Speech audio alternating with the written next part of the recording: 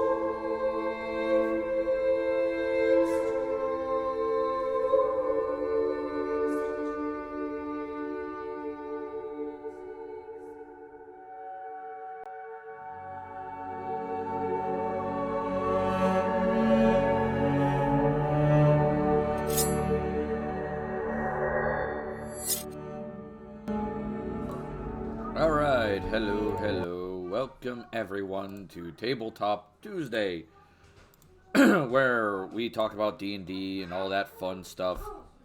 But we got a couple announcements to make before we get into it. So announcement number one, our sponsor for the foreseeable future is Shocked by Gaming Servers. Their link is down below. $2.50 will get you a server. Welcome, traveler. Welcome, Eyes of Sorrow, to the tavern. Grab yourself a mug of ale, pull up a chair, have fun, and don't fireball my damn tavern. And thank you for the Smurf check-in, by the way, Eyes. They have a bunch of games that though Shockwhite covers. There's too many to bloody list. One of these days, I will make a full-on list again. I've lost track, but it's a lot. So that's covering that. Oh, god dang it, Faye. Oh, there goes my tavern again. It's on fire, as usual. Announcement number two, we are always trying to support our artists for commissions. That way. No, Danny, over in the corner. Change, and I'll get you your drink. With a sword in one hand and a harp in the other, shouting my greatness from the rooftops, laying bitches and slaying witches. Or is it laying witches and slaying bitches? I can't quite remember. I was too busy giving the tavern owner a reason to stay in business. Can you get me the racket? Yep, we're getting our sunshine. Sorry, we have a fly problem right now, and I'm about to fix it. So give me 1 second. Don't get on the table. Dead flies. Alright, sorry about that. So we're always trying to help our artists, and so by all means, check them out. They always need commissions. What? I need to get wet wipes. Stay there. Where's the dinner you had open this morning? It's over on the couch. Should be. Damien, down. Buddy. Sorry, doggy's also getting into it. Announcement number three, of course, we'll make it with my partner in crime here. This is my partner in crime, CandidGamera. He's always here with me on Tuesdays when we talk about D&D shit. Yes. Hello. Hi, Ein. Welcome. The third announcement, some of you have probably already heard about this. I just want to state my support for this person and hope that they get rid of this asshole. And that is Amaranth. Just recently had a whole thing where it was proven that her husband was an abusive asshole over the weekend. And I wish her the best of luck. And hopefully she gets rid of the asshole. Because no one deserves that shit. Basically controlling another person and exploiting them and taking 100% of the profits from their labor hasn't been legal in this country for, when did the Civil War end? I wouldn't even say that. Like, even after the Civil War, because we had the whole, after the Civil War, it was still legal for men to do that to women. Oh, that's fair. That's fair. And of course, it's still legal to do that to prisoners in prisons. This is true. But, yeah, it's definitely just a nasty throwback to... Yeah. Like, she has not committed a crime. She's not a prisoner. Or she shouldn't be a prisoner. So, ergo, it should still be legal. And the last time I checked, owning a woman should have ended, in early 1900s? I mean, women still faced some issues like getting their own bank accounts and credit cards up until the 70s, I want to say. But yeah, This is just full on owning here. Yeah. This is a whole other level that you seldom hear about, and unfortunately, I do know that other people still do this sort of thing. You just don't hear about it because the women are afraid, rightfully. Yep. But I'm glad that she's kind of broken out of this. Yep. I will also like to say at this point, fuck Keemstar and his take on it. I'm not sure if you read his take. I saw his handle come up, but I did not read his take. He's along the lines of, she's a manipulative, something along the lines of she's super manipulative or something. Oh, Lord. Give me a second. I'll pull up the tweet, because the tweet was really fucking bad. What was it? Keemstar, clearly her husband is abusing. She showed the text, but Amaranth herself has scammed so many guys online claiming she was single for years. These Twitch streamers don't care about their viewers. They just use you and your low IQ to fill their pockets. Also, Amaranth for years goes praised for being a genius businesswoman. Based on this new information, the hidden husband behind the scenes was the one making all the business moves. So, ... Danny, turn off your light and go to bed. Yeah.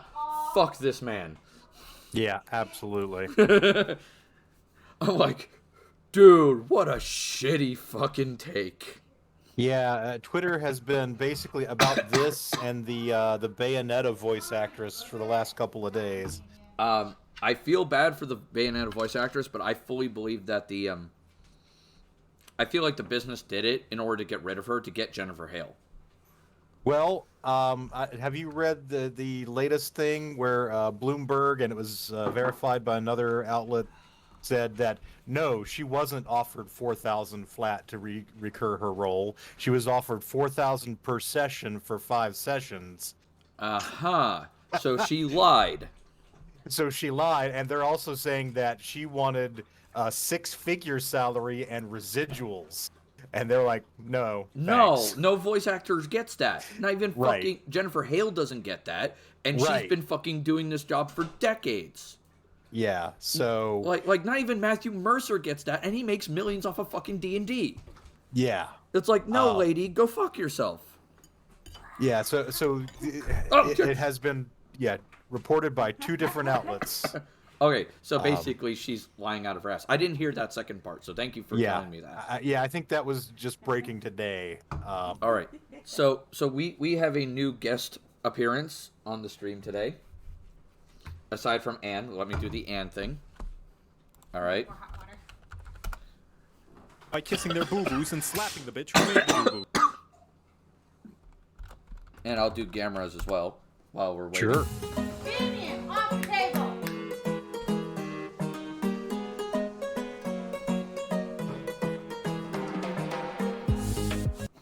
Okay, so you ready? Sure. Oh no, I'm asking her. Oh. All right, so show off our new friend. My new friend, you mean? Yeah, your new friend, because you took ownership of this. Get down, buddy. But can I have it? I want it closer to the camera, damn it. Here. Yep. But you fucking... This is a Goblin Rogue done by Makeship, and it's the Joe Cat Goblin Rogue. Nice. Yep. So we just got him. Since my daughter has taken ownership of the Conductor Goblin, which we can't find it now, my wife has taken ownership of that one. And that one is very soft. Mine. Just keep it out of Damien's reach. Not Yeah, he said just keep it out of Damien's reach.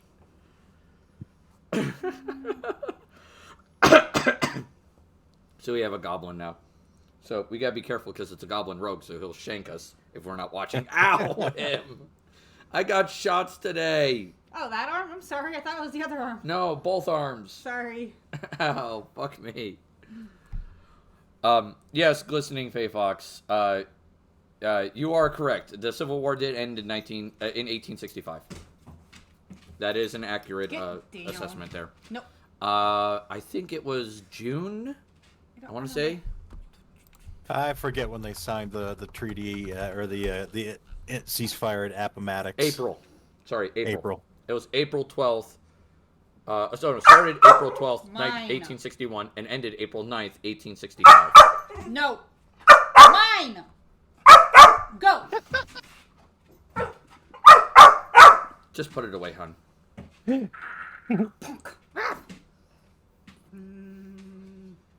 I can still see you, so you don't get sneak attack.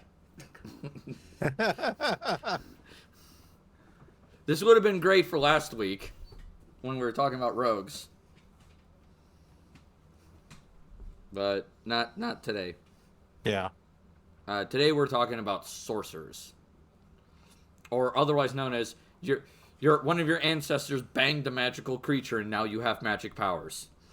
Yes. Basically introduced with 3rd edition Dungeons and Dragons as an alternative to the Wizard. Multiple times removed. And I feel like it was a great addition. It's definitely interesting. I know it fills a niche that, really was not taken up at all. And we really didn't have any other options for arcane full casters, because with a divine full caster, you could be a cleric, you could be a druid, but you didn't ever really have an alternative to being a wizard. And so this You got me something actually I can presented harass one. you with. Did you expect anything less? I'm gonna get my sword and start stabbing him. You don't know where your sword is right now. I know where it is. It's in the closet. But I hid it. All right, Damien, you're nice enough. Okay, give me a second. I gotta take this sweater off because I'm overheating. So Yeah. give me 1 second. So yeah, Sorcerers definitely were a much needed addition in 3rd edition. And I agree with that wholeheartedly. If you want to put that on the table there, thank you. I will say though, at first they were fairly well balanced. I didn't have too many problems with. Though I feel Pathfinder definitely refined them to being their own very unique, very interesting class. I would agree. The introduction of like different bloodlines to give them more flavor. The kind of, I think they bumped up their skill points a little bit, and I think we got Mine. like the meta magic He wants it in your lap. stuff starting to creep in that 5th edition has kind of embraced wholeheartedly. Yeah, 5th edition is very much they went a different route, and I don't want to say it's a bad route, but it's different. And if I was going to pick a flavor that I like better than the other, it's definitely Pathfinder over 5th ed. That's fair.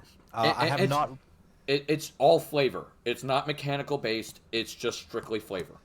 Sure. You happy now, you big baby? All right, I want to say that. So when we talk about these guys, that's the thing we want to mention. Yeah, I know. He's an oversized attention whore. Yeah, he's a lap puppy that's getting to the point where he's getting heavier than our kids. My parents' dog is the same way. He is spoiled rotten. If two people hug in his presence, he will get up on his hind legs and try to paw his way into the hug because you're not paying attention to him. So now, mind you, 5th ed, I'm going to cover Sorcerer in 5th ed right now, and I'm going to cover the subclasses first, because that comes out at level 1. The offspring of bards and the Fey Foxes created sorcerers.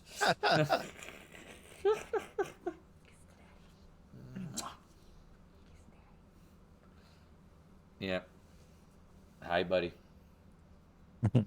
He just licked my eyeball. My eye. All right, so the sorcerer origins are essentially their subclasses. Yeah. Which is a little interesting. The first one that I'm kind of doing them as much as I can alphabetically. If I miss one and do it out of order, I apologize. Yeah. Is called Aberrant Mind. Aberrant Mind is mixing sorcerer with psionic. Okay, I get it. You don't want me. I get it. You want me, but I'm busy. I love you, but you are being a distraction. Okay? Be a good puppy. Aberrant Mind is a mixer of psionics with sorcerer. Mm-hmm. So you get not only the sorcerer list or the arcane list, they have their own special spell list called the psionics list. Yeah. Now, not everything in the list is a gem. All right, there are some ones that are interesting. Like you get some warlock exclusives like Hunger Hadar and Everard's Black Tentacles, which are cool. Don't get me wrong; those are useful, but nothing that really stands out. At first level, you get 2 low damage options: the phenomenal Mind Sliver spell and the Arms of Hadar. Okay, that's not bad. Dissonant Whispers, not terrible. So there's that. 3rd level, you get Detect Thoughts. And I forget what the other one is. Because it's been a while since I've looked at Aberrant Mind. Feet. Calm Emotions, sorry. Calm Emotions. Your claws hurt. While Detect Thoughts is a intelligence DC, I have a whole backs. Okay, not sure what Translation? Translation. Great fix. Early enter. I have a whole backstory of Fey Foxes and lore. Nice. Detect Thoughts, I find, is actually way more useful than people give it credit for, even if the DC's low.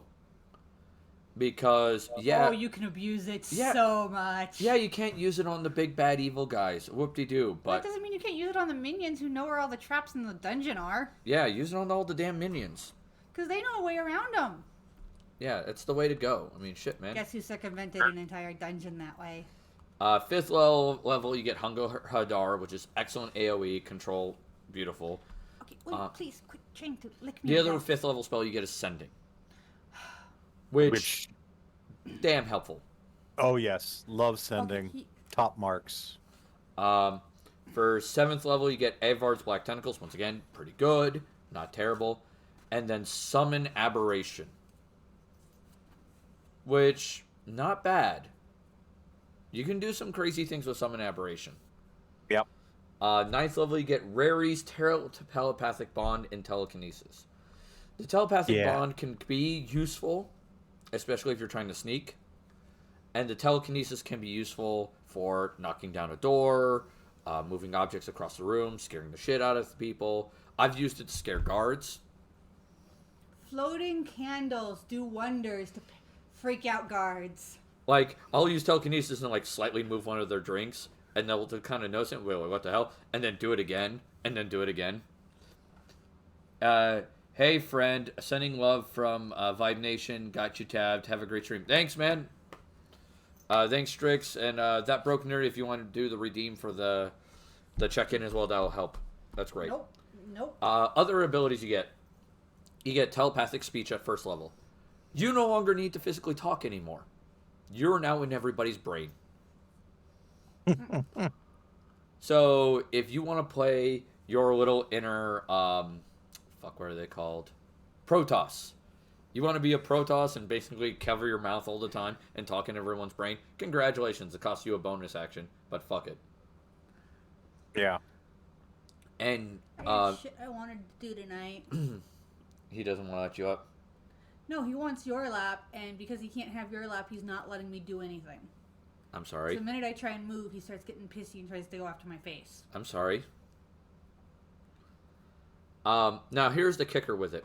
It's a bonus action. You choose one creature you can see within 30 feet of you. You and the chosen creature can speak telepathically to each other while you're within a number of miles equal to your charisma modifier. Yes. That is fucking brutal. Isn't Sorcerers casting Stat charisma? Yes. Unfortunately, unlike Pathfinder, you can only max out your charisma at 5. Yep. I'm sorry. I'm enjoying our broken stats in our evil game. Now, here's something I really don't like about 5th Ed. There's only one stat that can go above that +5 modifier. Only one. And that's Strength. That's stupid. And that's with the gauntlets of Strength, essentially. Yeah. You and that equals whatever creature you're wearing the Strength gauntlets for. Other than that, you never get above 20.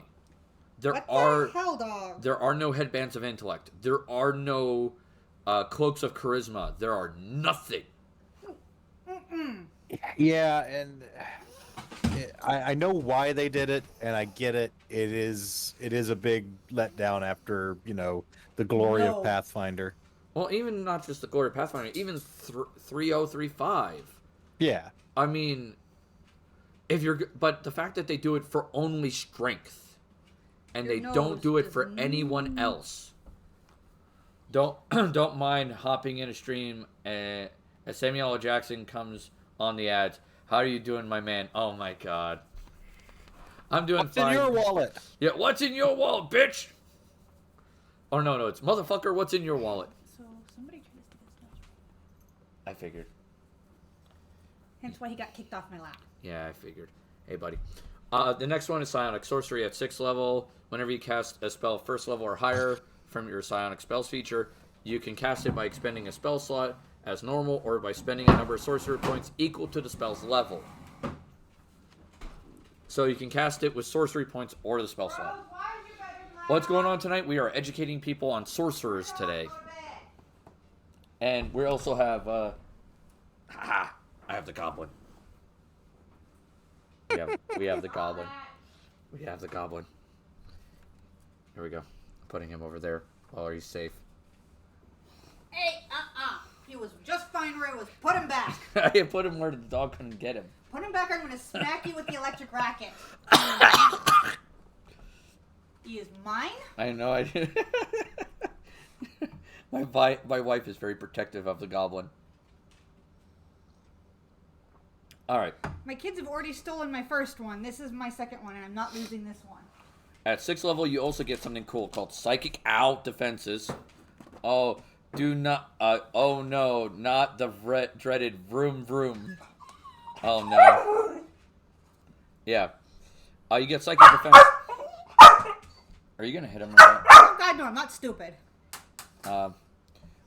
Psychic Defenses, which means you now get advantage on saving throws against being charmed and frightened, and you get resistance to psychic damage. Very nice. It's one of the few ways you can get resistance to psychic damage in 5th ed. 14th level, you get Revelation of Flesh. As a bonus action, you spend 1 or more sorcery points to magically transform your body for 10 minutes. For each sorcery point you spend, you get one of the following benefits of your choice. The effects will last until the transformation ends. You can see invisible creatures within 60 feet of you. As long as you don't have total cover, your eyes turn black and become writhing sensory tendrils. Alright, because that's creepy. Yep. You get a flying speed equal to your walking speed and can hover. As you fly, your skin glistens with mucus or shines with an otherworldly light. You gain a swim speed equal to twice your walking speed and can breathe underwater. Moreover, gills grow from your neck and fan out behind your ears. Your fingers become webbed.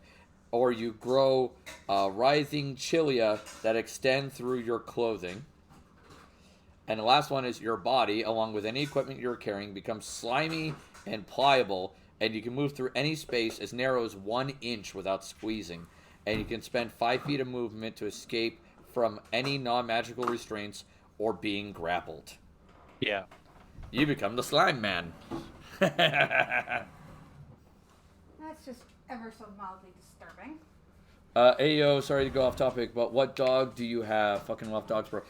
He is a chocolate lab. He's a mutt. He's a mutt, but he's a Heinz 57 mutt. Yeah, I know it's chocolate lab. He's lab, pit, Shar-Pei, blue healer mix. Yeah, blue healer. That's what they know is in him. Yeah. There could be other things. He is just as yappy as Shar-Peis are supposed to be, which is annoying as hell. Yeah, the party I was in used sending like a cell phone plan between the party. Yeah, that's commonly used. Hey, there's the puppy. Hi, puppy. Hi, puppy. All right. And then at 18th level, you can unleash your aberrant power as a space warping anomaly. As an action, you can teleport to a non-occupied space you can see within 120 feet of you. Immediately after you disappear, each creature within 30 feet of the space you left must make a strength saving throw. On a failed save, they take 3d10 force damage and is pulled straight towards the space you left, ending in a non-occupied space as close to the former space as possible. On a successful save, they take half as much damage and are not pulled. Once you use this feature, you cannot use it again after a long rest, or you spend 5 sorcery points to use it again. Go find your rope. Go get your rope. Oh shit, that dog is just awesome. We had to put ours down a few weeks ago. I just love them, and they're the best fucking thing created. Yes, Nay, he's a sweetheart. We love him, and I'm sorry you lost yours. Yeah, Nay, I'm sorry you lost yours, dude. I'm gonna say Warping Explosion is hella good if you know how to use it. Go get your rope. Get your rope if you want to play. Especially if you combine it with Quicken Spell. Sure. Because you can be like, boom, big AoE, boom, I teleport away. Yeah. Nay, it's okay if you interrupt. It's fine. We don't mind. Ow! Revelation effect in the Flesh. Every one of these effects are useful. Hun, take him right now. Come on, buddy. I just got a paw into the side of the boob. Yeah. Oh. No hurting. I told you no, don't. Psychic defenses to charm and fear effects resistance is awesome. So that's helpful. I'm gonna get your harness and tie you to Dad's desk again. You may have to. Down. Next one is down is called the Clockwork Soul. Clockwork Soul. The Clockwork Soul is the opposite of the Wild Magic. Gosh. Sorry. Clockwork Soul is the opposite of the Wild Magic Sorcerer. All right, you remember Wild Magic? Yeah. All right, so picture the exact opposite of it. Damien, All right. get off the couch. It's what it's about. Yeah. Get down. So how it works is you get Clockwork Magic. It's super complex. It's hard to, really describe effectively in a short bit. Right. But I can tell you it can be really useful and really helpful. The obvious benefit is you get a lot of cool spells, including cleric options. You get Nice. quite a few cleric options, which are cool. Like Summon Construct. Oh, not Summon Construct. Aid is one. You get the Wizard, Summon Construct, and Wall of Force. You get Protection from Good and Evil. What else do you get? I mean, shit, there's a bunch in here. What was it? Yeah, Alarm, Protection from Good and Evil, Aid, Lesser Restoration, Dispel Magic, Protection from Energy, Freedom from Movement, Summon Construct, Greater Restoration, and Wall Force. Some excellent choices in there. Oh yeah, there are great choices in there. Kev, what's up? My day's been okay. I got my flu and my pneumonia shot, so my arms hurt like a bitch. Like a lot. Pneumonia shot? Yeah. Every so many years I have to get it. Okay. Because I have asthma and all that jazz. Oh, right. You're extra Oh, you have to get it susceptible. every year. Yep. Then, let's see, what's a second ability? So it's obvious. Damien! God damn it. There's a retraining mechanic. Where is it? Manifestations of Order, which are kind of neat. Which are basically whenever you use your order spells, there's this little effect that happens behind you or near you, which is kind of neat. Like spectral cogwheels, hands of a clock spin, whatever. It's kind of neat. First level, your connection to plane equalize your chaotic movements. Whenever when a creature you can see within 60 feet of you is about to roll a d20 with advantage or disadvantage, you use your reaction to negate advantage or disadvantage. That's kind of neat. Yeah, it's really helpful. I found it to be damn useful. Because if you're dealing with an enemy that keeps getting advantage all the time, you could be like, no.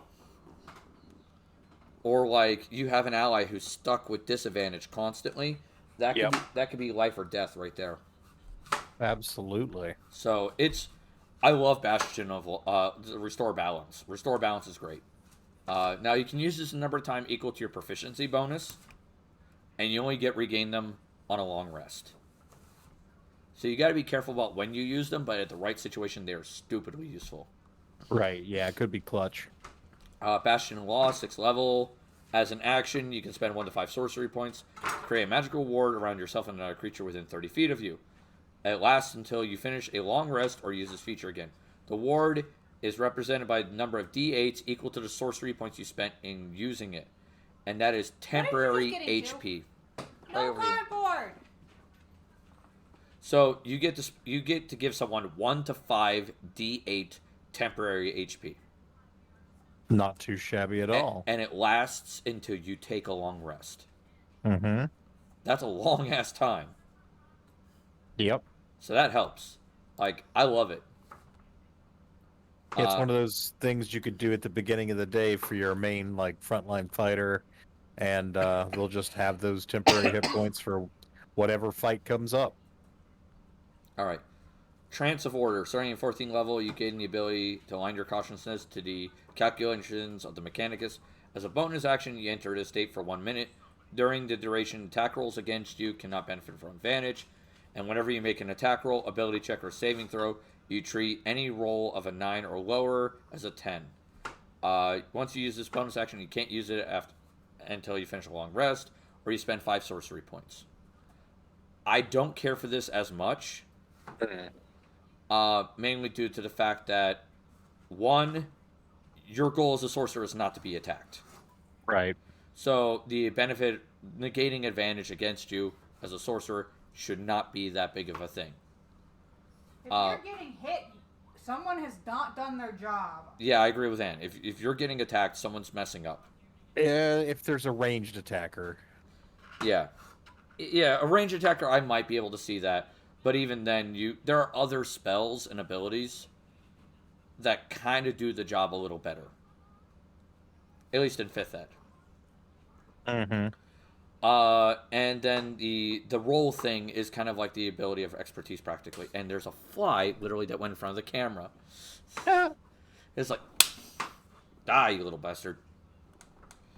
The 9 or lower is a 10. That's not terrible, but it's not great. More often than not, even if you roll a 10, unless you have a really high ability modifier or like a proficiency bonus, that's still not going to be a success on the average roll. Sure. So, not that helpful. I wouldn't call this a bad ability. I just don't consider it a good one. Just not on par with the other stuff. No, definitely not on par. The last one's called Clockwork Cavalcade. You summon spirits to expund disorder around you. As an action, you summon spirits within a 30-foot cube. I'm going to kill this fly, I swear to God.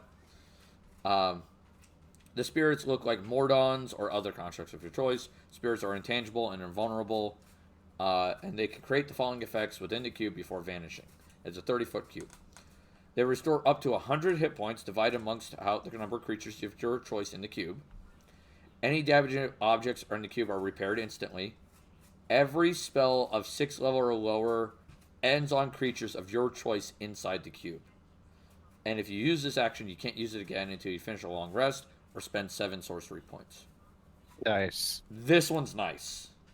Yeah, I can see all kinds of potential there. Yeah, I would consider the Clockwork Soul a support sorcerer. Mm-hmm. That's what it's built as. And that's something to keep in mind. I think the next one is Divine Soul. And Divine Soul depends on your alignment. What you get as a free spell. If you're good, you get Cure Wounds. If you're evil, you get Inflict Wounds. If you're lawful, you get Bless. If you're Chaos, you get Bane. And if you're neutral, you get Protection from evil and good. That's what you get. First level, you get Favored by the Gods. If you fail a saving throw or miss an attack roll, you can roll 2d4 and add it to the total once per short or long rest. Down. Which is not bad. It's not bad at all. I like it. It's most features like this only add a d6, so adding 2d4 instead is actually a much higher average. Yeah. So there's cool. The second one is Empowered Healing. At 6th level, whenever you cast a healing spell with an ally within 5 feet of you, whenever you or an ally within 5 feet of you rolls dice to determine the number of hit points it restores, spend a sorcery point to re-roll the number of those dice once, provided you're not incapacitated. So if they roll 1, you can... hell no, dog! That is not something that needs to be on camera ever. What did he do? Grabbed one of my bras from the laundry pile. Okay. I don't like Empowered Healing for one reason. It's not that it's bad. No. It basically forces you to be a good Divine Sorcerer. Mm-hmm. I feel like that should be rewritten, and if I was the DM, I would. I'd be like, Empowered Divine Spell. Where it'd be like, okay, you get to re-roll one of the dice of any of your abilities, because most of them have a die roll, excluding Protection from evil and good. Right. Which, honestly, with that, I would just say your opponent rolls with disadvantage versus that spell. Sure. Just to make it fair. But, like, with Inflict Wounds, I let you reroll a die for damage. For Bless, I let you reroll the die to see what benefit they get. Same with Bane. Just to give the others something. Makes sense to me. Yeah, because it always feels like that reads to me like, oh, you have to be good. 14th level, it says Angelic Form. I would rewrite that as Outsider Form, or whatever you want to call it, like Extraplanar Form. Yeah. Starting at 14th level, you can use a bonus action to manifest a pair of spectral wings from your back. Off the couch! While the wings are present, you have a fly speed of 30 feet. Wings last until you're incapacitated, you die, or you dismiss them as a bonus action. Get down! The affinity you choose for the divine magic feature determines the appearance of the wings. Eagle wings for good or law, bat wings for evil or chaos, and dragonfly wings for neutrality. Huh. Neat. Yeah, it's neat. That's kind of cool. It gives you a fly speed, and fly is always welcome. Oh yeah. Unearthly recovery gives you the ability to overcome grievous injuries as a bonus action. When you have fewer than half your max hit points, you can gain a number of hit points equal to half your hit point maximum. Yeah, I mean, nice to have a little self-heal that you can invoke. Yeah, and it's basically a free weaker heal. Yeah. Some people say it's bad. I think it's okay. Like, I don't think it's terrible. So there is that. The next one, I believe, is Draconic, if memory serves. If I go down the list. Yes, the Draconic. Vanilla. Vanilla. This is Vanilla Sorcerer. Like, oh Christ. Your ancestors banged the dragon. Congrats. Pick any dragon Damien, leave the other box than alone. poison. Mm-hmm. All of them are good, but poison. Because poison resistance and immunity is stupidly common. Yeah. So just pick anything else. You get Draconic Resistance, which helps offset your D6 hit points, which is helpful.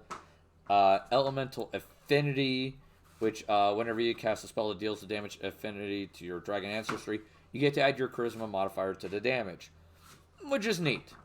At the same time, Leave it alone. you can spend a sorcery point to gain resistance to energy type for 1 hour. Also Right helpful. on. Yeah.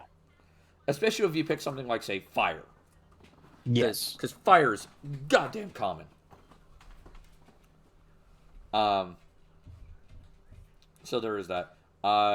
Then you got Dragon Wings, which allows you to fly. Damn helpful. And it doesn't require concentration. Very good. Which is better than the fly spell. Then there's Draconic Presence.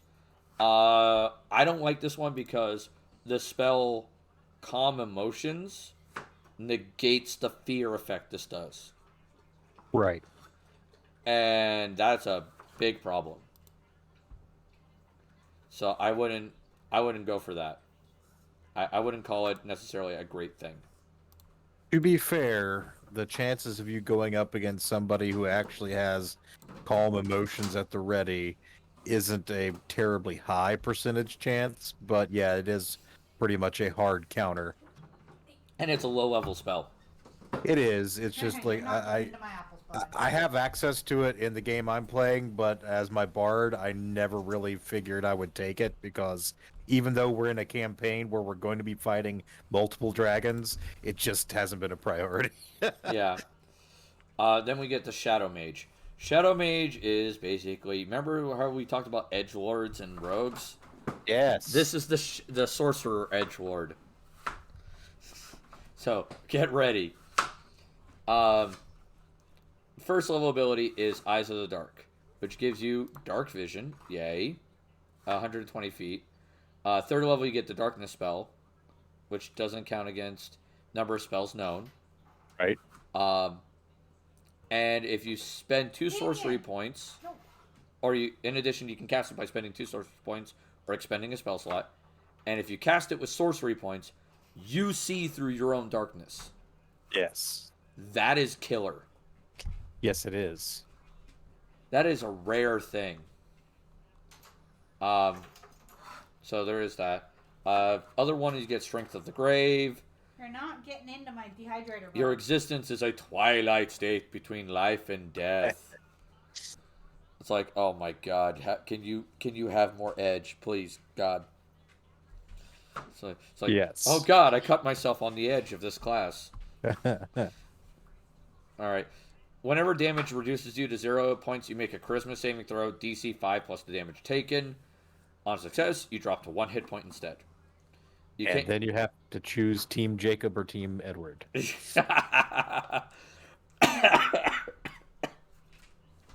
Very true. You can't use this feature if you're reduced to 0 hit points by radiant damage or a critical hit. Excuse me while I choke on my lungs. Then we get the Hound of Ill Omen. Hey, more edgelord shit. Yeah.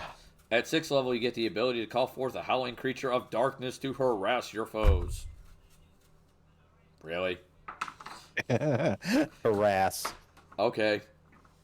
If harass is, biting their fucking throat out. Bonus action, you spend 3 sorcery points to summon the Hound of Ill Omen to target one creature you see within 120 feet of you. The Hound uses the Dire Wolf statistics, but the following changes. The Hound size is medium, not large, and still counts as a monstrosity, not a beast.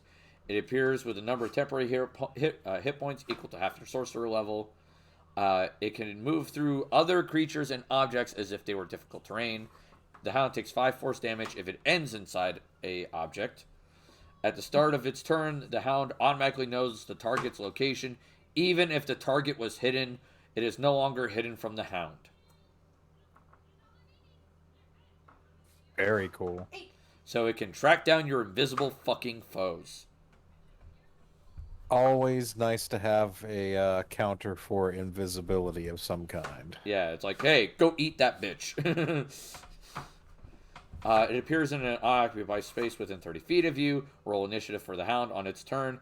Can only move towards its target by the most direct route. It can use its action only to attack the target. The Hound can make opportunity attacks only against the target.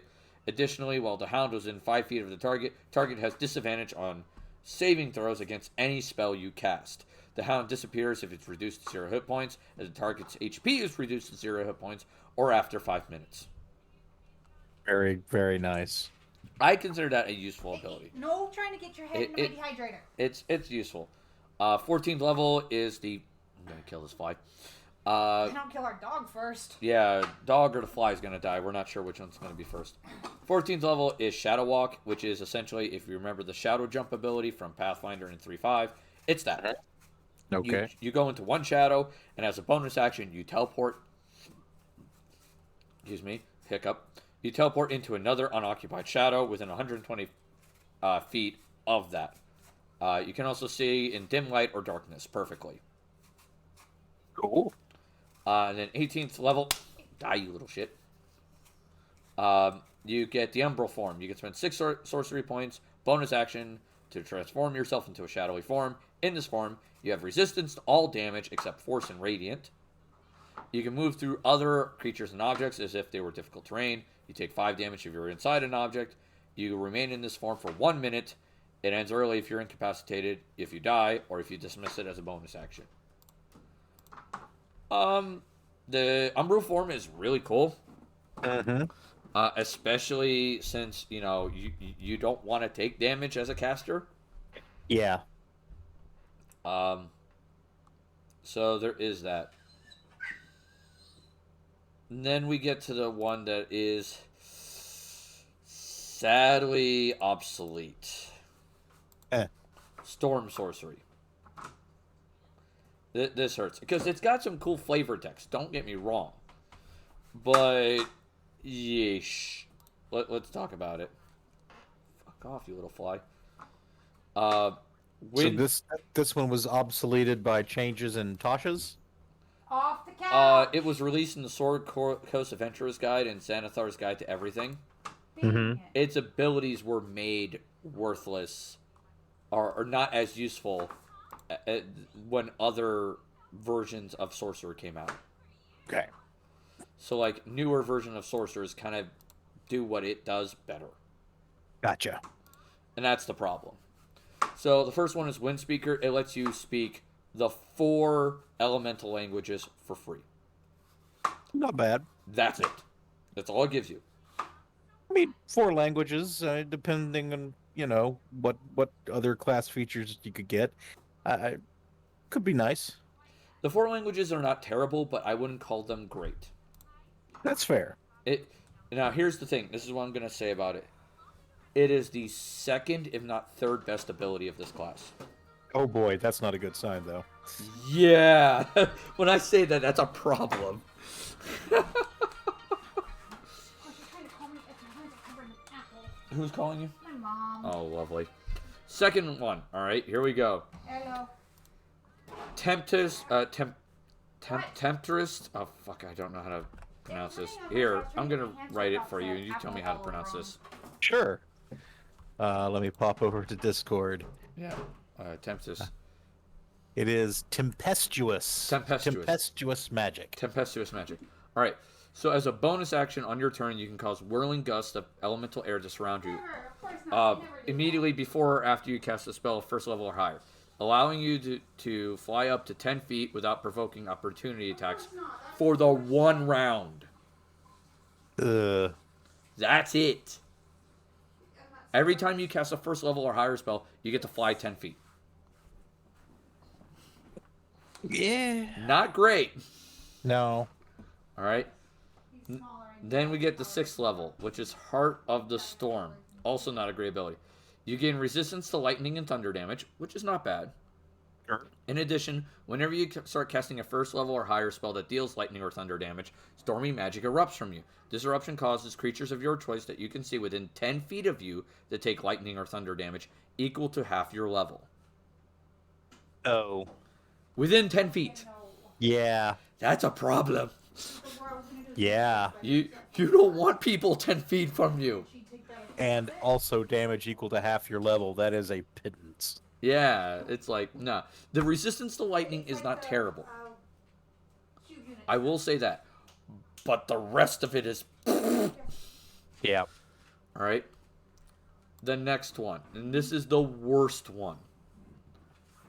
Storm Guide. At 6th level, you gain the ability to subtly control the weather around you. If it's raining, you can use an action to cause the rain to stop falling in a 20-foot radius sphere centered around you. You can end this effect as a bonus action. If it is windy, you can use a bonus action to choose which direction the wind blows in a 100-foot sphere centered on you. The wind blows in that direction until the end of your next turn. This feature does not alter the speed of the wind. Wow. And what level ability is that? 6th level. Okay. Something that druids already get at 5th level and can do it better. Yeah. These guys get at 6th level, and it costs them a bonus action. Yep. And the druid one is a concentration spell. And once they cast it as an action, they get it for like a long time. These guys have to keep using this ability every turn as a bonus action. Yeah. This is shit. Yeah. Like, this is the worst ability of this. Alright? Here's the next one. This is what I call the 3rd best ability. At 14th level, whenever you're hit by a melee attack, you can use reaction to deal lightning damage to the attacker. The damage equals your level. The attacker must also make a strength saving throw against your spell DC, your sorcerer's spell save DC. On a failed save, the attacker is pushed in a straight line 20 feet away from you. It's not bad. Yeah, it's not bad. Hence why I said it's the 3rd best ability. I find the language is more useful than that, because this still requires you to get hit. And your goal as a sorcerer is not to get hit. Yeah. Then we get 18th level. 18th level is the best ability, hands down. There is no contest. You gain immunity to lightning and thunder damage completely. So you remember that whole, hey, you get that shit ability where you get resistance to lightning and thunder? Yeah, now that's worthless. Yep.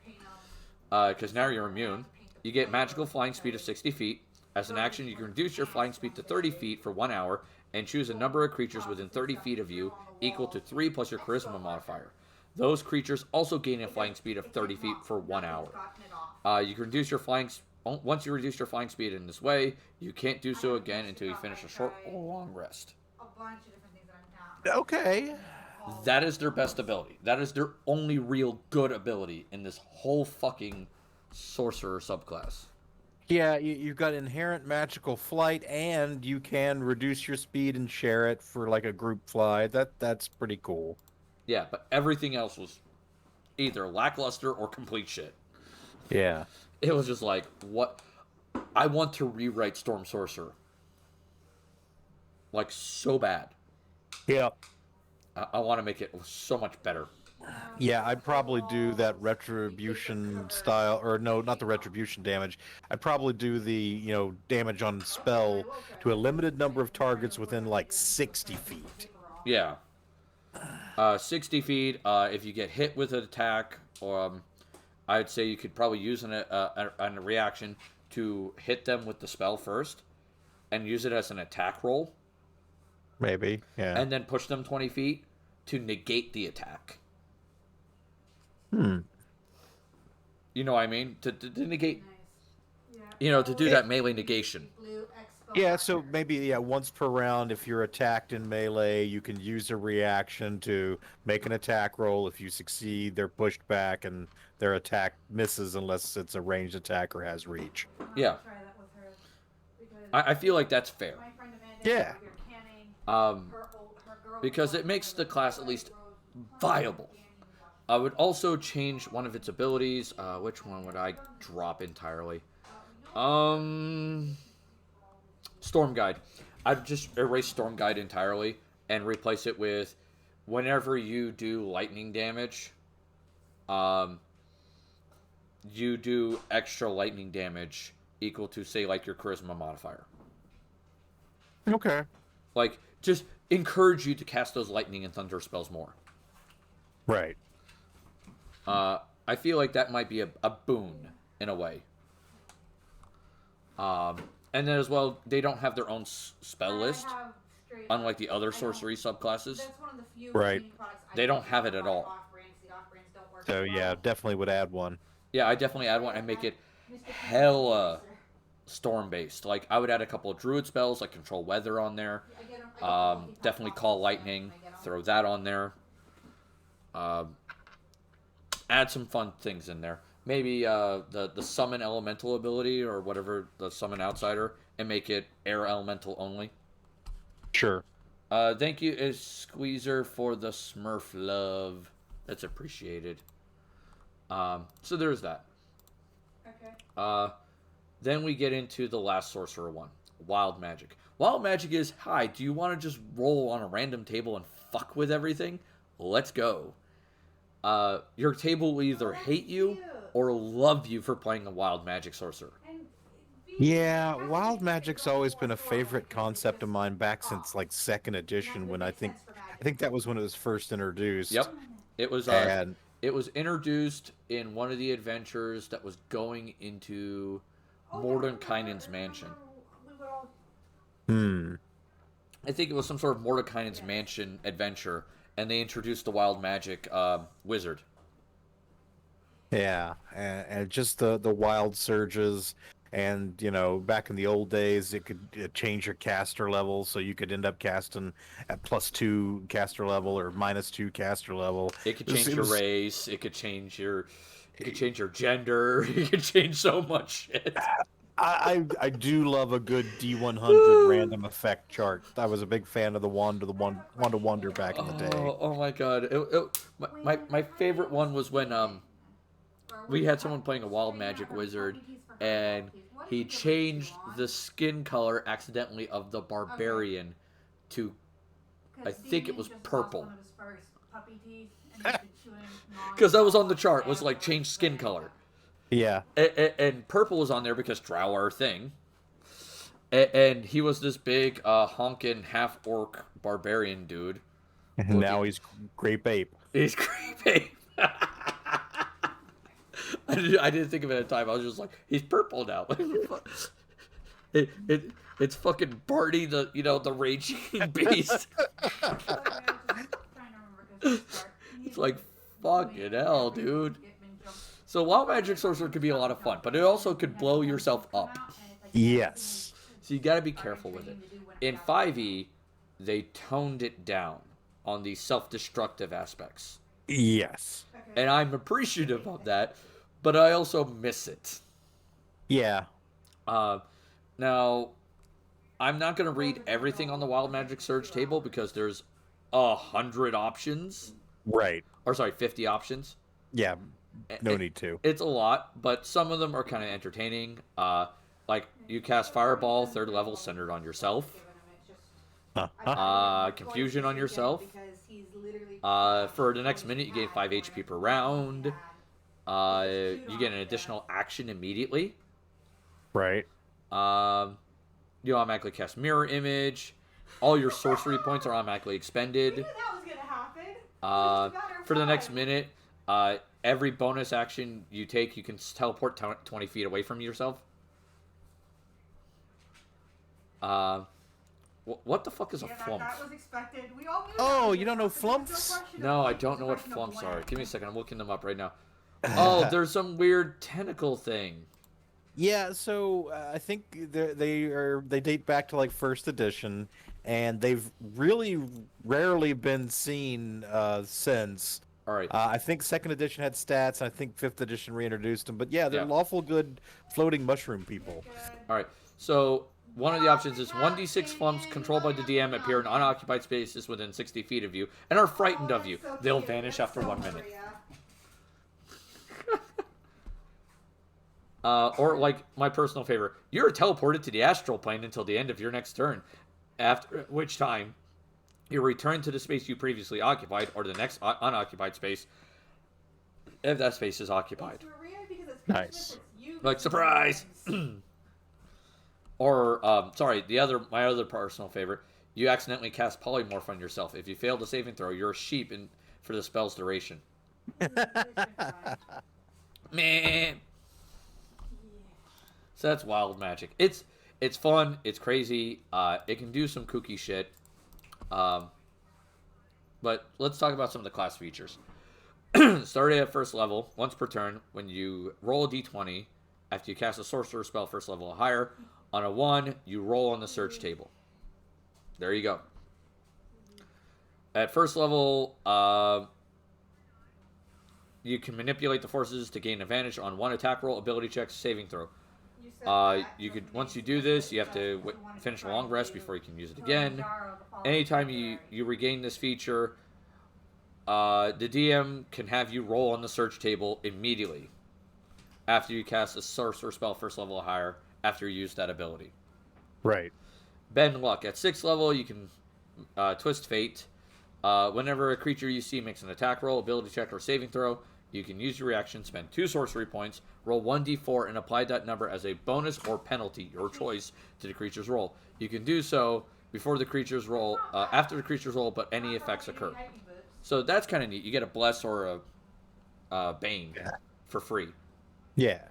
At 14th level, you get a modern over Sorcerers of your Wild Magic. Whenever you roll on the search table, you can roll twice and use either number.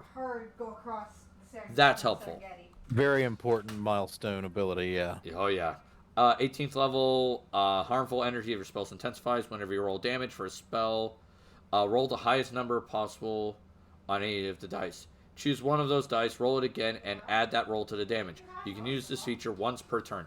You remember the Orc ability in Warhammer 40k? Where if you roll a 6, you get to roll again? Yes. You get to do that now. Yeah. That is insane. I have seen some people who have gotten stupidly lucky with rolls with spell bombardment keep rolling d6s. Yep. And it doesn't stop. Exploding dice are fun. Alright, so we talked about the optional the sorcerer classes, subclasses. Let's talk about the base sorcerer and what they get. They get the same spells the same way the bard does. They get sorcery points, which are amazing. He allows you to cast spells when you don't have to spend spell slots, as well as cast meta magic without having to cast a higher level spell. Damn helpful. Yep. Absolutely. If you want to utilize meta magic, play a sorcerer. They're the way to go. Ability scores. Let's talk about sorcerers because we haven't even gotten to ability scores yet. True. Charisma. For Christ's sakes, if you do not get charisma as your highest stat, I'm going to reach through this computer and slap you. Because if you're not putting charisma as your highest stat as a sorcerer, why are you playing a sorcerer? Yeah, you can dump strength, you can dump wisdom, you can dump intelligence. You cannot dump charisma. You cannot dump charisma. That's your number one, followed by dex and con in some order. In my recommendation, I would say con higher than dex. Okay. Because you need it for the extra HP, and you need it also for concentration. Because concentration checks happen a lot more often in 5e. Good point. And then dex is really good. Dump the shit out of strength. Intelligence is not bad. Knowledge skills are always useful. And if you're the arcane caster, you're going to need them. Wisdom saves are super common. You'll need those. A decent wisdom. I wouldn't call it a great wisdom, but decent wisdom. For races, just as long as you don't pick anything that does shitty for spellcasting, you're doing well. Yeah, as long as you don't damage your charisma, you're good. Then, I would probably suggest something that helps you with your defensive abilities, like if you can get a small natural armor bonus or like a resistance or something. I've always been a fan of the satyr race. Yeah, we've... Magic resist is amazing. Yep. For skills, deception, amazing. You're a charisma character, and you're probably going to be the face. That's an amazing skill to have. Intimidation, damn helpful. I'm talking about the skills that they normally get from their class. And persuasion. Insight's a good one to pick up. It's not terrible. Arcana is not a bad choice if you're the only arcane caster. And religion, not a bad choice unless you have a good divine caster that has religion. And as always noted, perception, most rolled skill in the game. Yeah, always try to grab perception if you can get it as a background. Yep. For sorcerer backgrounds, courtier, amazing, because you get a face skill for free and 2 languages. Really helpful. Faction agent, you get insight and a choice of a bunch of skills, one of them, for what you want in 2 languages, once again. Guild artisan, 2 good skills and a language. City watch is not a bad choice. You won't get much use out of athletics, but everything else about it is kind of neat. Acolyte is good because you get insight in 2 languages, damn helpful. Urban bounty hunter, you don't get any languages, but you get some skill accesses that make you an amazing face. Yeah. So there is that. I don't blame you. For feats, aside from metamagic adept, which, dear Christ, take that. Yeah. Like, you're going to be using metamagic a lot. Definitely take that. Inspiring leader's not a bad choice because you'll have a high charisma. Point. Telekinetic is also a good choice. Yeah. Because while Sorcerer does have a lot of good options with their bonus action, a lot of them involve using spell slots. Oh yeah, pissy old. So the ability to do something at range that doesn't require a spell slot is a good backup. Yeah. I would highly recommend it. Ritual Caster is kind of neat. I'd highly recommend it. Yep, Ritual Caster is one I was going to mention. It's really kind of cool. Lucky's okay. It's a decent one. It's not as useful for a sorcerer as it is for others, but it's still useful. Other than that, I really don't have anything else I'd recommend. Maybe Shadow Touched if you're doing the Shadow Sorcerer. So there's that. Weapons, always carry a dagger. You never know when you're going to need it. Yeah. As Gibbs would say in NCIS, rule number 9, always carry a knife. Yeah. You never know when you'll need it. The other weapon I heavily recommend is a light crossbow. Yeah, that's a good one for if you just don't have any particular spell you want to use. Didn't bother to show up. Yep. Now, I have covered multi-classing sometimes if there's something in particular I want to point out. And with Sorcerers, I want to point out one multi-class in particular because this is a broken combo And as Yep. DMs, you need to watch out for it. And as players, if your DM lets you get away with it, you need to slap him. And as Warlock, Yep. you mix the right subclass of Warlock with Sorcerer, you literally get all your spells back on a short rest. You can literally constantly be using short rest to get infinite sorcery points. And then use those sorcery points to cast spells and never have a problem with spell casting. Yeah. It is broken as fuck. Yeah.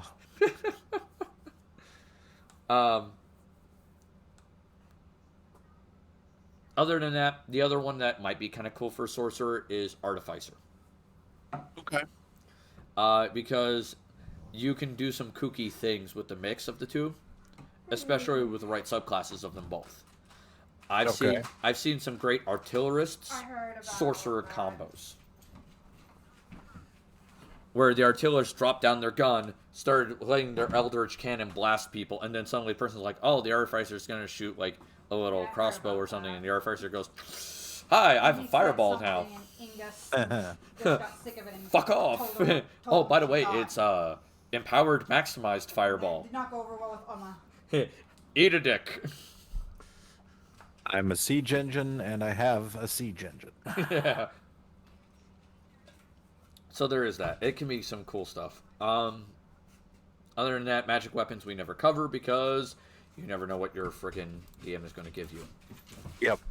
Now we're going to cover Pathfinder Sorcerers, something that we both know more about. Yes. Yes. Let's cover stats once again because the stats are about going to be probably the same. Pretty much, yeah.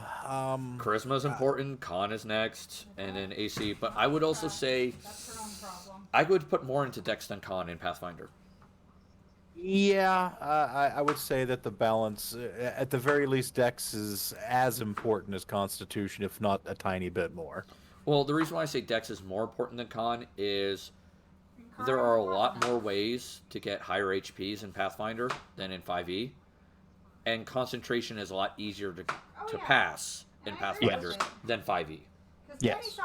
So that's what made my decision there. And this is why I made sure that you Also, remembered to say, important to note, "Congrats, concentration and checks I wish you in the best," Pathfinder because I didn't want don't you use to be able to see the Constitution. end of that.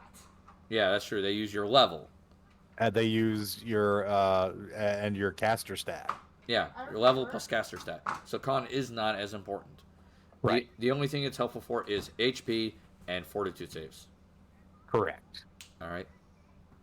And your death threshold if you get negative hit points. But We're trying to get the dog off the table. He was trying to jump on the table. All right. Races, because in Pathfinder races are important because they still affect your stats.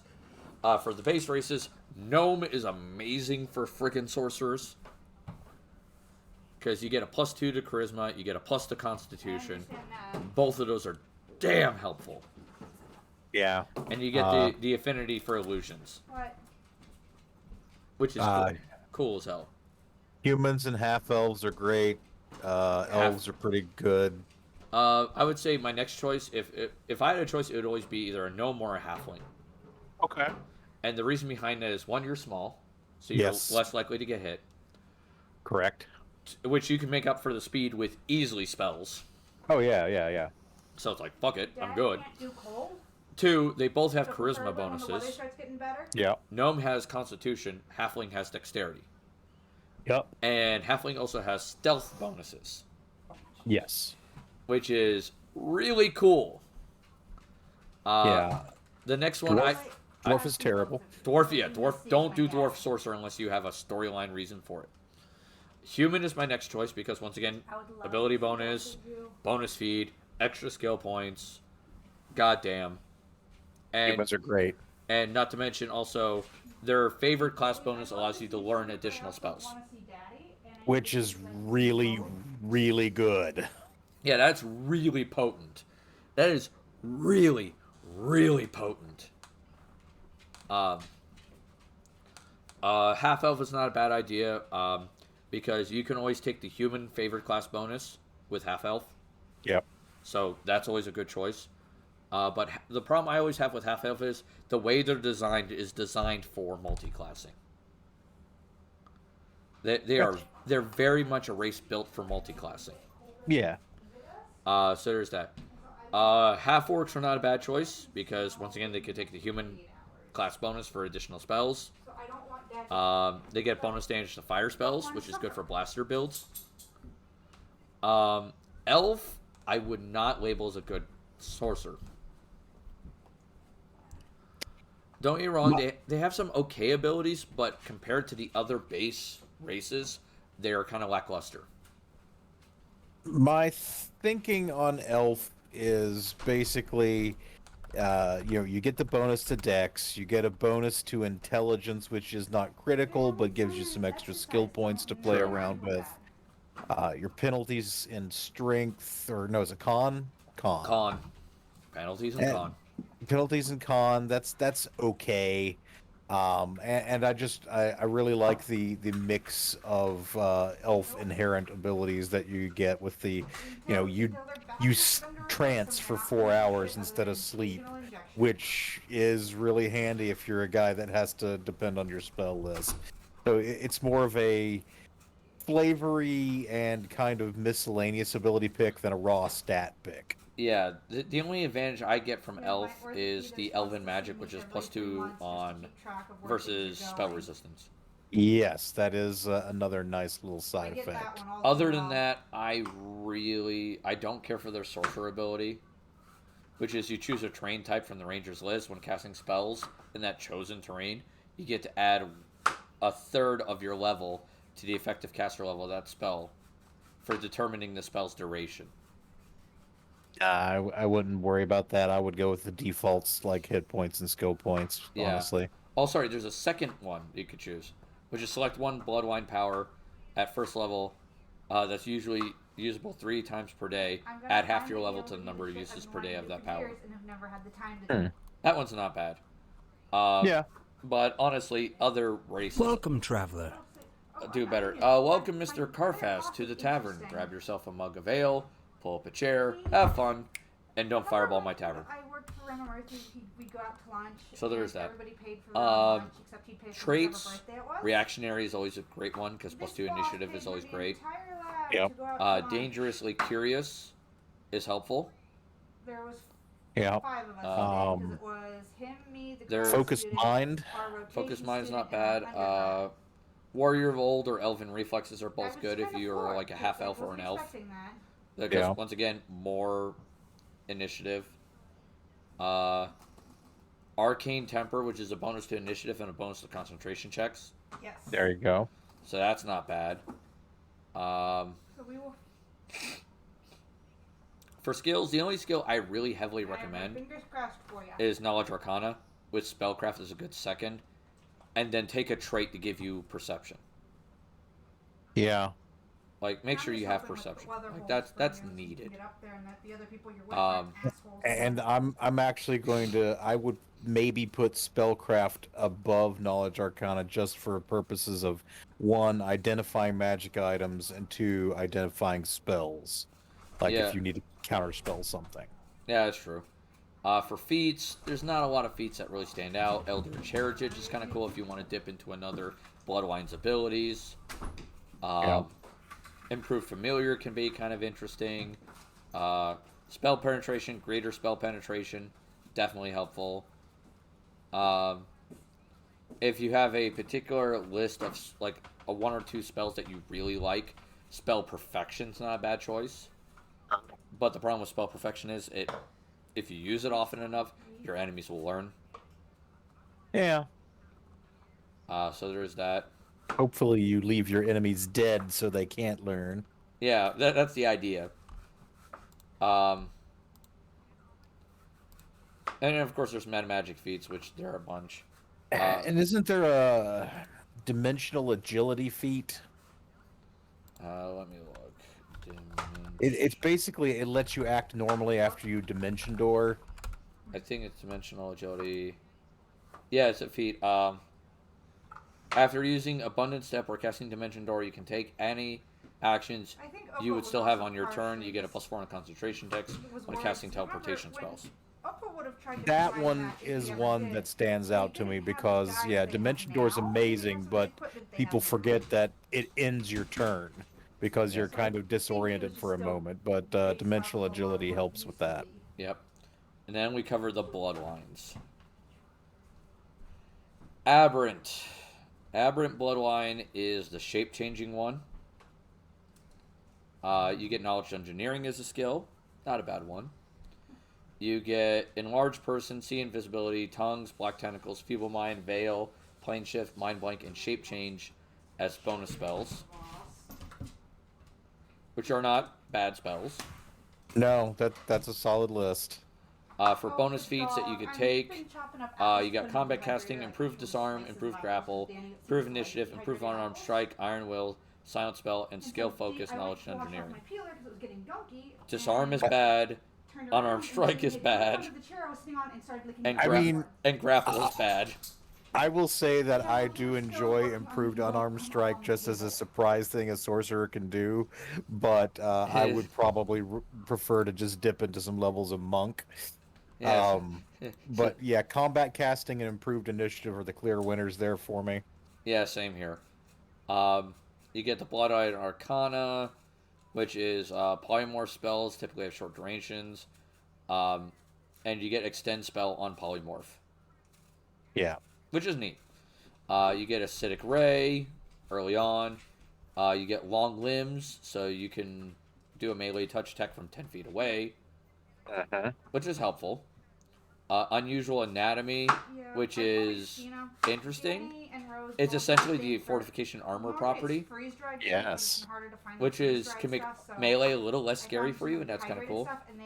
Yeah. Alien Resistance, which is spell resistance, and is a solid one at that. And then Aberrant Form, which makes you super tanky in melee. Yes, your capstone ability just, yeah.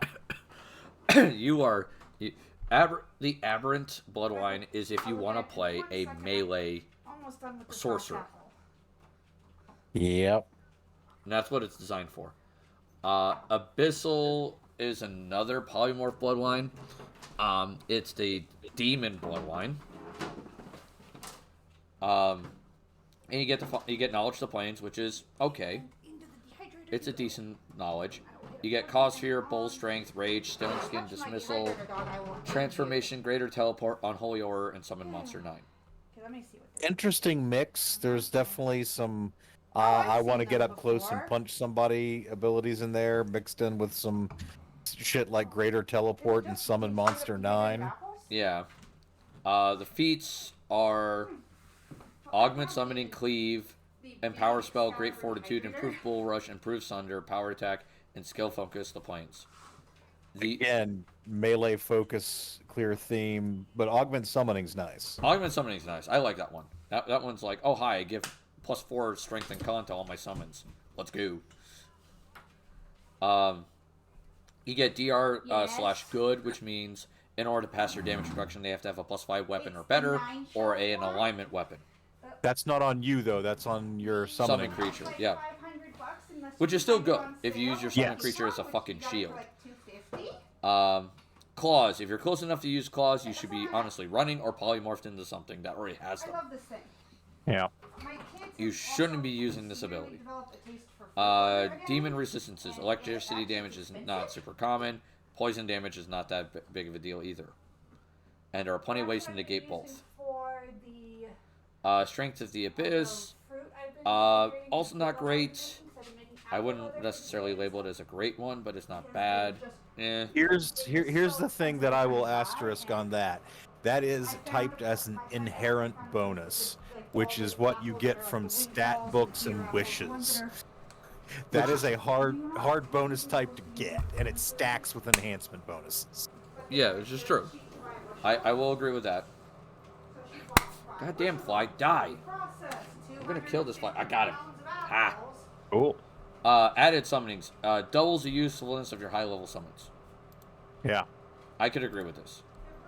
And then there's Demonic Might. You get resistance to every type except Sonic, free telepathy. It won't win you a fight, but it'll at least help you survive the fight. And you become fully immune to electricity and poison. Yep, which is helpful. Yeah, so like I could see this being like splash in 3 levels of barbarian and do an abyssal sorcerer, and you could have a pretty fearsome dude. Or Blood Rager. Or Blood Rager. So that way you can cast spells while still freaking the fuck out. Sure. Next one is a cursed. And I'm gonna say that the spell list is nice, but the feat list is like, what the fuck? Alright, so the spell list is, you get perception as a class skill, which is really helpful. Oh, yeah. Alright, I'm not gonna say that's bad.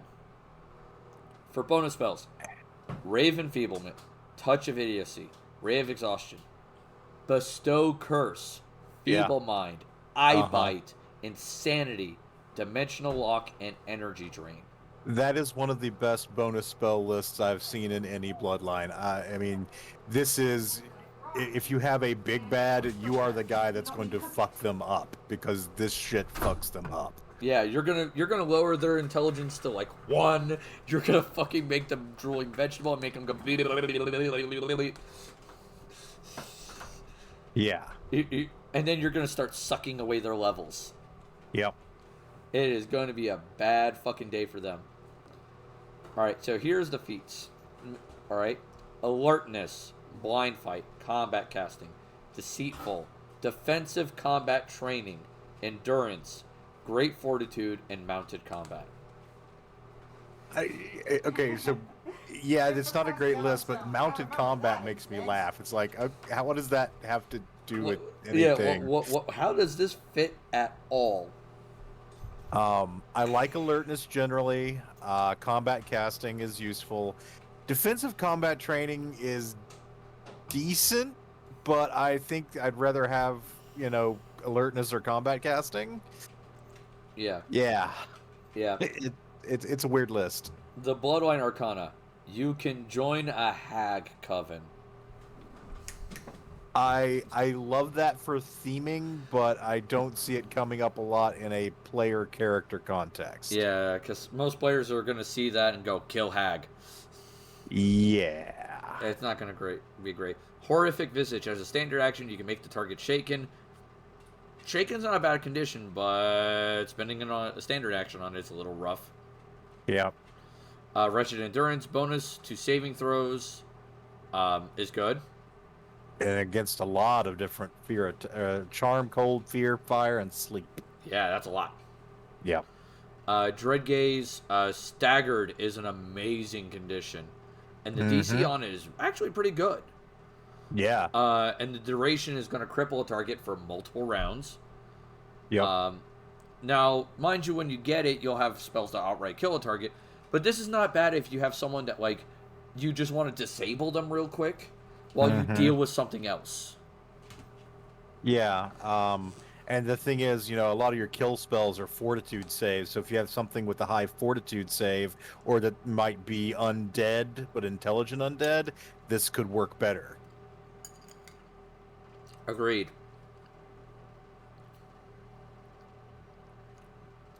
Dream walking is useless, though. You haunt someone in their dreams, but you have to be able to have line of sight of them. Yeah. If you can see them and they're asleep and you don't like them, you could probably just sneak up to them and stab them. To be fair, it does let you go ethereal to get near them. But still, yeah. And then your capstone is DR10/Cold Iron.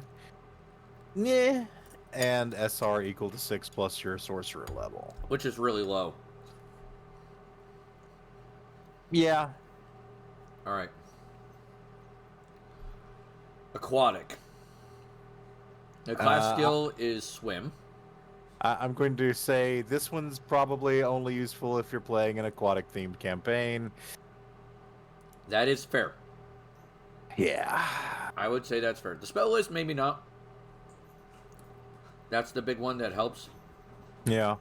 I mean, you got Hydraulic Push, Slip Steam, Aquatic Orb, Geyser, Control Water, Beast Shape, Summon Monster 7, Sea Mantle, and World Wave.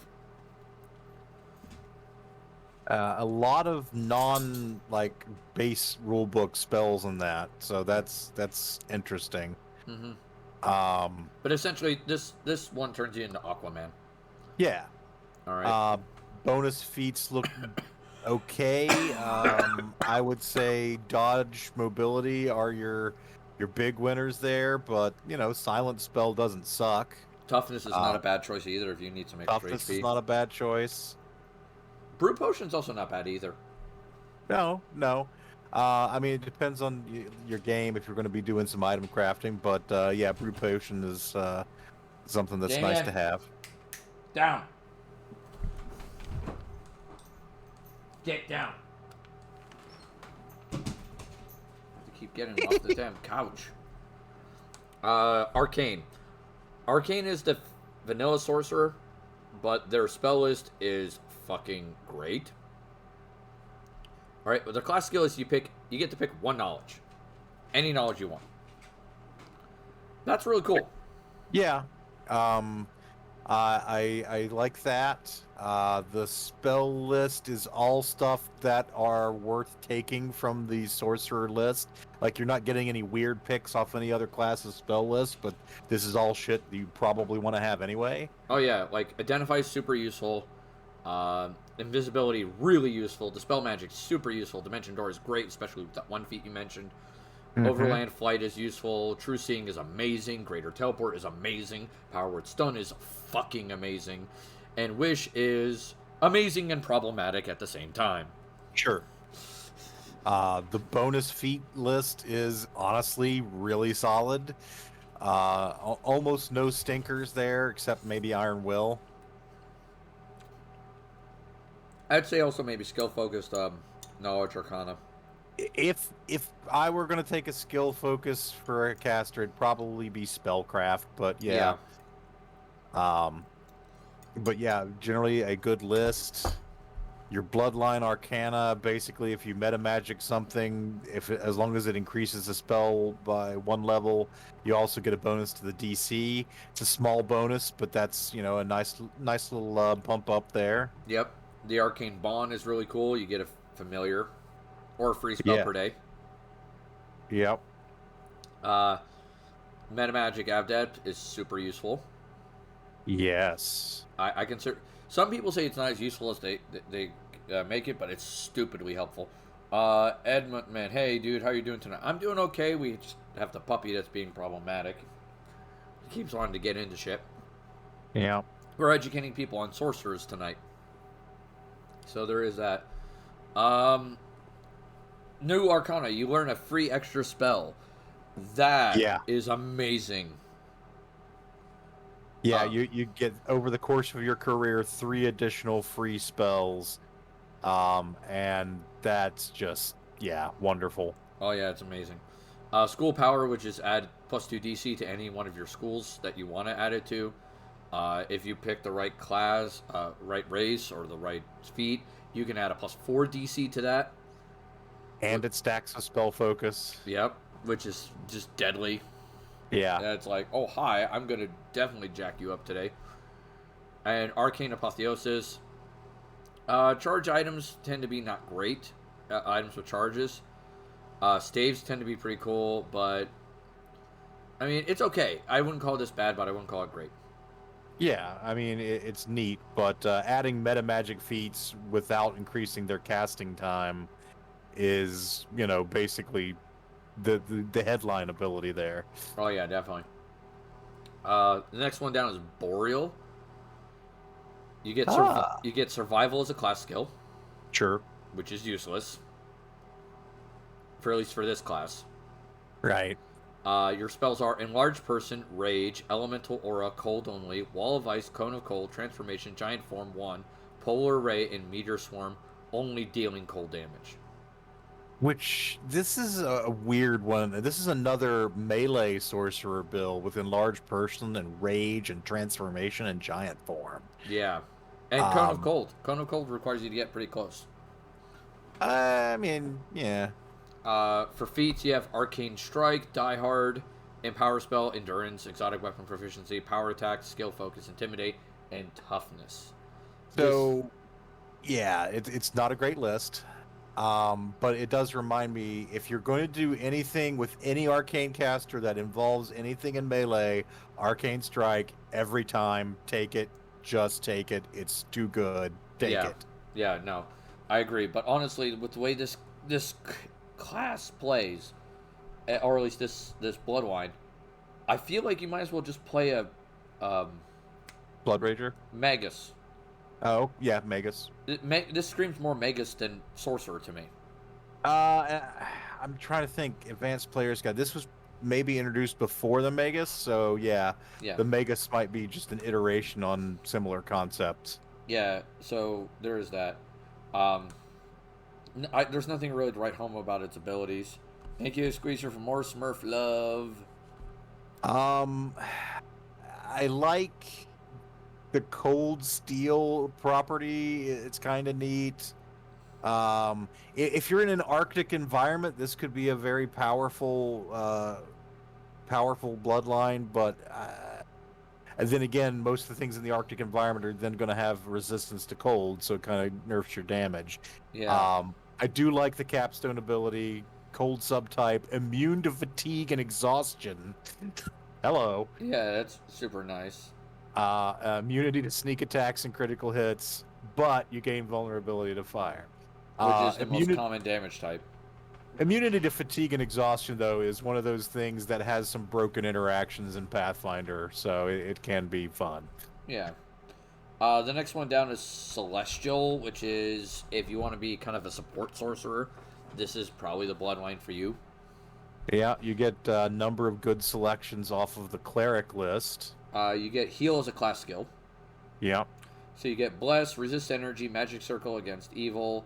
If you're playing an evil one, you get Magic Circle against good, I think. Remove Curse, Flame Strike, Greater Dispel Magic, Banishment, Sunburst, and Gate. Yeah. So it's not great. I mean, it's pretty good. There's some good options there. It's the feats that hurt. You got Dodge, Extend Spell, Iron Will, Mobility, Mounted Combat again, Ride by Attack, Skill Focus, and Weapon Finesse. It's like, why are we dealing with fucking mounts as a sorcerer? Yeah, I don't know. But this is another one that buffs your summoning for the Arcana. So that's this, I guess, is a counterpart a little bit to the Abyssal one. Yeah, the Abyssal one. Heavenly Fire. It can do some neat healing or damage. So that could be neat. Celestial Resistances is not terrible. Wings of Heaven is not great. Honestly, Overland Flight would be better. But its duration is what hurts. Conviction is amazing because you get a reroll. Yeah. And Ascension is also really good because you get permanent flight, permanent tongues, and the resistances are good. Yeah.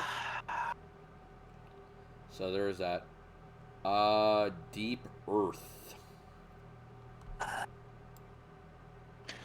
Deep Earth. Oh, we're skipping over the Daemon bloodline, or are you not on the same source that I'm using? I'm not on the same source as you because it does it in a different route. Where's Daemon? That's fine.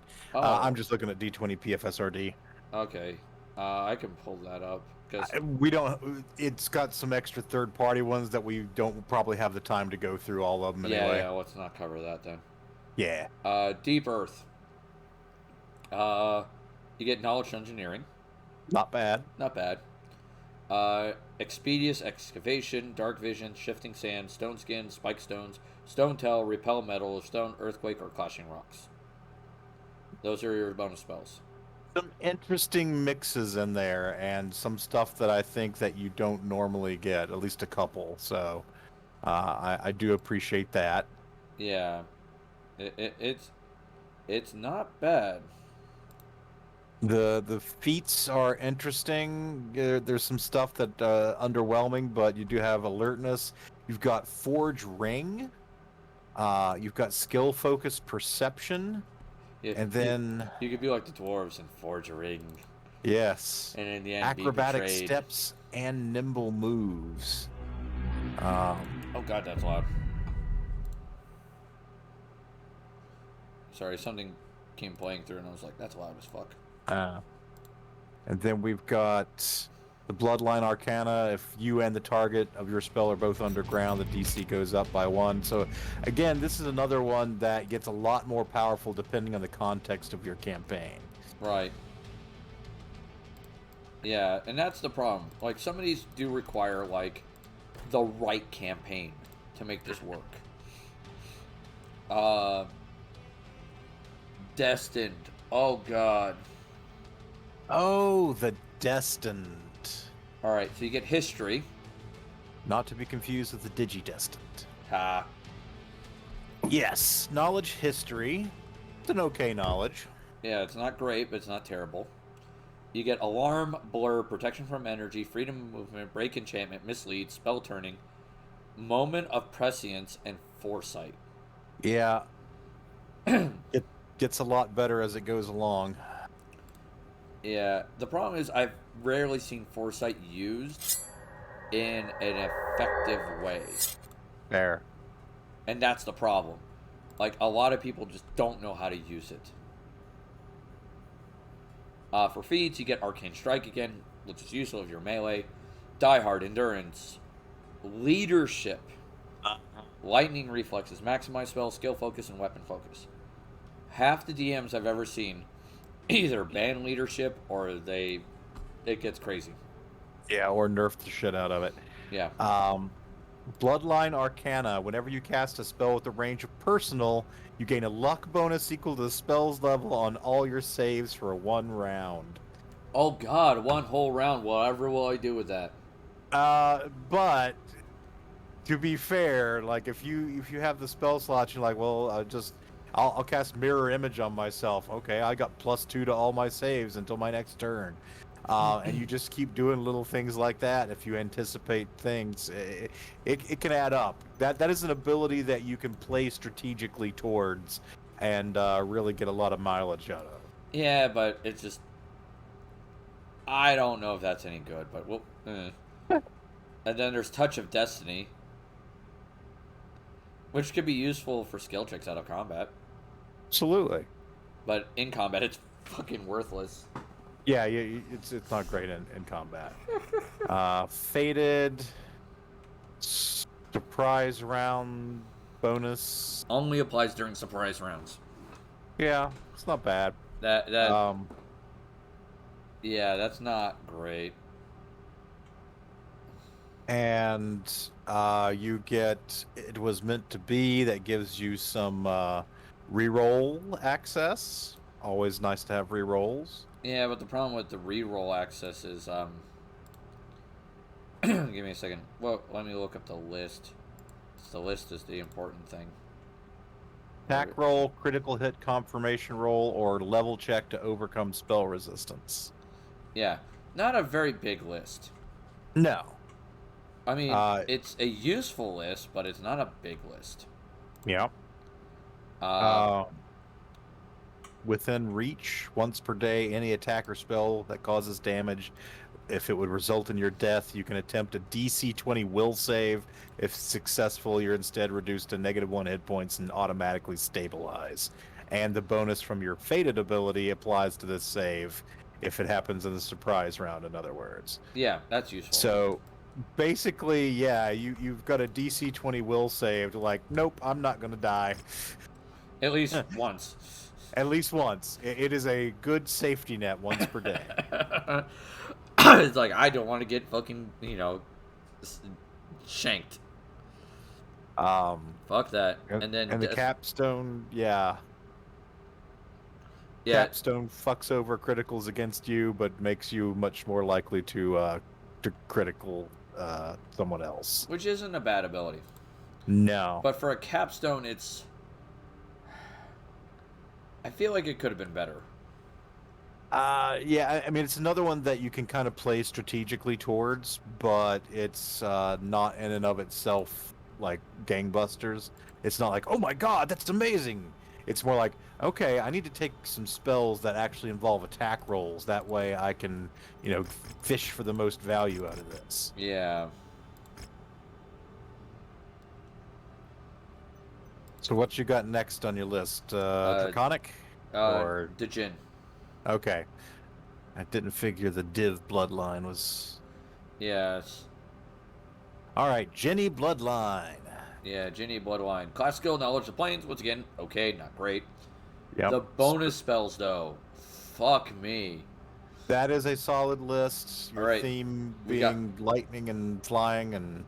Yeah, we got Shocking Grasp, which is possibly the worst spell out of all of this list. And that's saying something. It is a good spell, yeah. Yeah, it's like Shocking Grasp could be an amazing spell, especially if you use Spell Perfection on it. And you could just like go, I'm going to fuck over someone I touch. And there's no amount of immunity you have that will stop me from hurting you. So there's that. Invisibility, amazing. Fly, amazing. Minor Creation, good, not amazing. Overland Flight, useful. Chain Lightning, fucking awesome. Plane Shift, really good. Greater Planar Binding, fucking good, especially if you know how to use it. And Wish. Yep. Those last two, you have to know how to use them. But if you know how to use them, you are going to wreck face.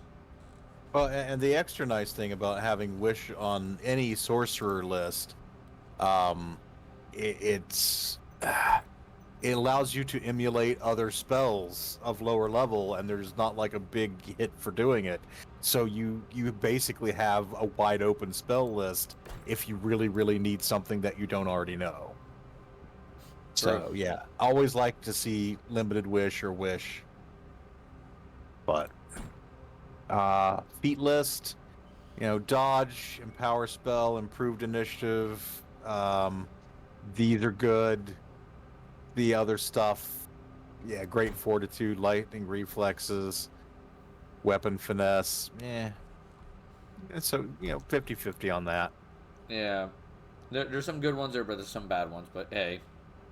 The Bloodline Arcana, I like. Yeah, if you can change the energy type of your damage, go. Yes. The Electricity Ray is also helpful. It's respectable damage. It's good for low levels. Cool as that. Elemental Resistance is also neat. The Whirlwind ability from the Air Elemental is nice to have for crowd control. Mm-hmm. The Elemental Movement of Permanent Flight is fucking fantastic. Yes. And the Power of the Jinn, their capstone ability. You no longer need to provide the 1,500 gold piece diamond to cast Limited Wish. Yep. And at this point, you have Plane Shift as a spell, and you can cast it 6 times per day as a sorcerer, but you still get Plane Shift. Yeah. That is once per day to go to the plane of air. You have an escape button. Yep. This is awesome. Yeah. Like, I love the Jinn. Is that how you pronounce it? Jinn? I believe the D is basically silent, and with the way we pronounce it in English, so it's just Ginny. Ginny. Or yeah. Yeah, it's a great one if you want to be all about electrical damage. Mm-hmm. So there's that. The next one I have on my list is Draconic. Yes. You get Perception. Amazing. Yep. Their spell lists are solid. Is it solid as the Jinn? No, but it's still really good. You get Mage Armor, Resist Energy, Fly, Fear, Spell Resistance, Form of the Dragon 1, 2, and 3, and then Wish. Mm-hmm. Form of the Dragon is freaking amazing. And that's super helpful. For bonus feats, you get Blind Fight, Great Fortitude, Improved Initiative, Power Attack, Quicken Spell, Skill Focus Fly, Skill Focus Knowledge Arcana, and Toughness. Yeah. Not a great feat list. Improved initiative is probably your biggest winner. Toughness is, nice. For Bloodline powers, you have the Breath Weapon. So, which is really cool. Like, it's hard to beat, some of the Breath Weapons.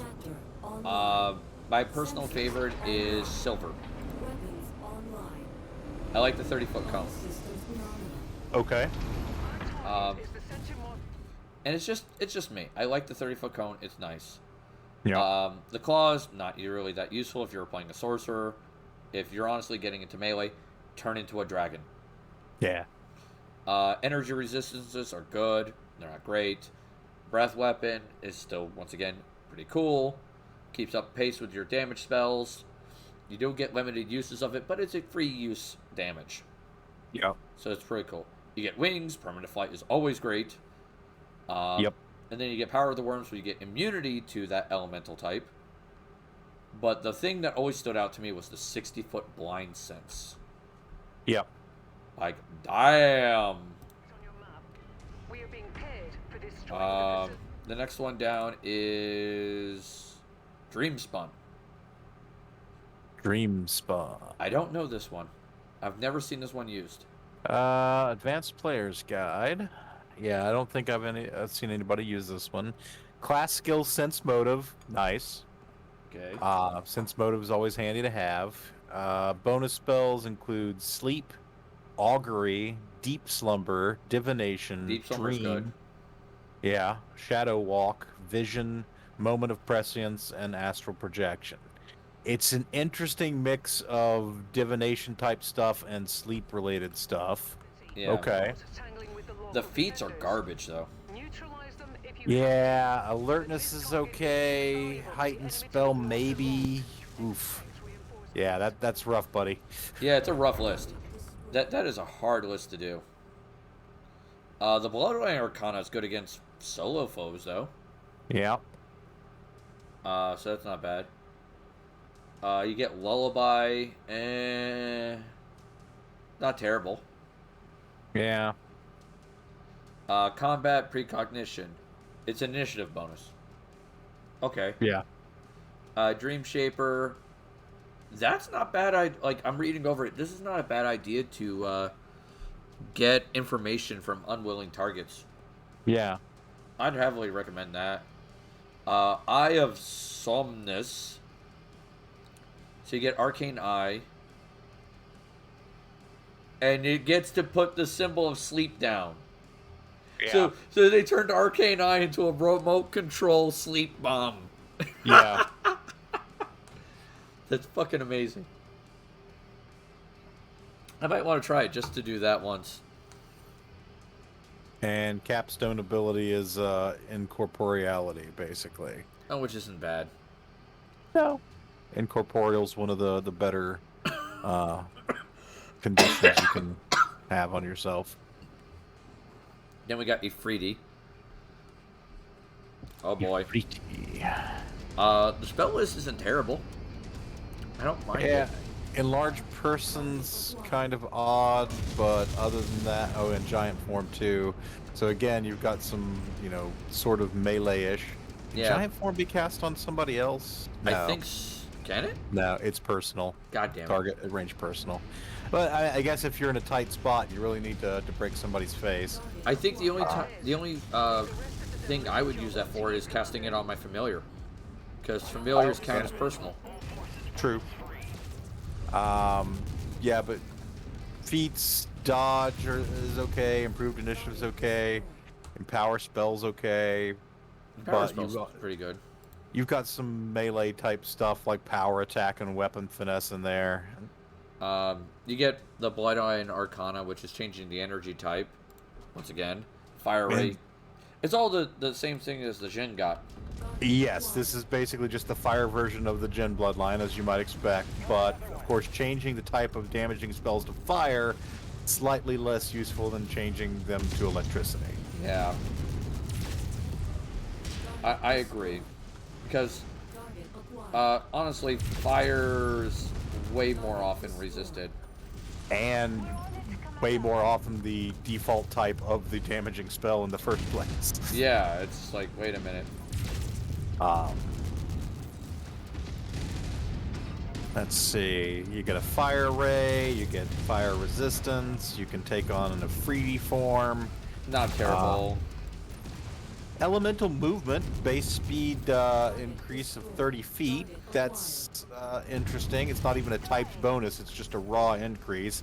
It is a 15th level ability, so... Yeah, that essentially gives you haste, the movement bonus from haste. Yeah. Of course, it stacks with haste because it's, you know, not typed. Yeah. And then, of course, you get that same wish ability, immunity to fire damage, and plane shift as detailed in the other Genie bloodline. Yeah. So there is that. I wouldn't call this terrible. I wouldn't call it great, though. Yeah, I definitely think the Jenny one appeals to me a little more. Yeah, same. Elemental I've played. Okay. Planes is okay. It's not a great one. The spells aren't terrible. No. It's Burning Hand, Scorching Ray, Protection from Energy, and then fuck tons of elemental bodies, summon monster, and then elemental swarm. And the asterisk is that Burning Hands and Scorching Ray deal a type of damage determined by your element, so Right. you can be a lightning elemental bloodline, I guess, or a... Yeah, and do Acid. electric ray or electric hands or whatever. The feats aren't bad Jazz either. hands. Yeah, jazz hands. You could reenact your own Emperor Palpatine. Unlimited power. Yeah, dodge, empowered spell, improved initiative, all those are nice to see. Yeah. Um, Once again, the Bloodline Arcana is kind of cool. You get to change your elemental type of your spell, which is useful. My recommendation for the movement abilities, though, because it talks about that on my website first for some stupid reason. Yep. Air. Yeah. It's you get electricity damage and you get to fly 60 feet. So here's the funny thing. If you look closely at almost all the stuff from the elemental bloodline here, they're the exact same as the Genie if you switch the elements appropriately. Right. So, like, at 15th level, you get a special movement type or bonus. Well, if you picked fire, like the Ifrit we just looked at, you get, plus 30 feet base speed. So Yeah. it's very similar to the Genie ones, except this came out in the core rulebook, and the Genie ones came out later. So I think they probably have a tiny bit more oomph to them in general. Yeah. The big thing I'd say that Elemental has over Genie is raw damage. Sure. Because of one major reason. I'm about to cover it here in a second. Elemental Ray is a low-level combat option. It's solid. It's good. Whatever. The Elemental Resistance also helps. Sure. What makes this different than the Genie or the Ifriti or the other two that we're going to cover later is Elemental Blast. Yeah. Because it puts vulnerability to the element of your choice, which is the one you picked when you took this bloodline, on the target. Yep. So it's like, hi, I chose electricity. Fuck you, you're taking damage and a half of electricity now. Like, I hope you like electricity because you're going to be eating a lot of it. Yep. That's why I liked it so much. It's because it is straight up damage output.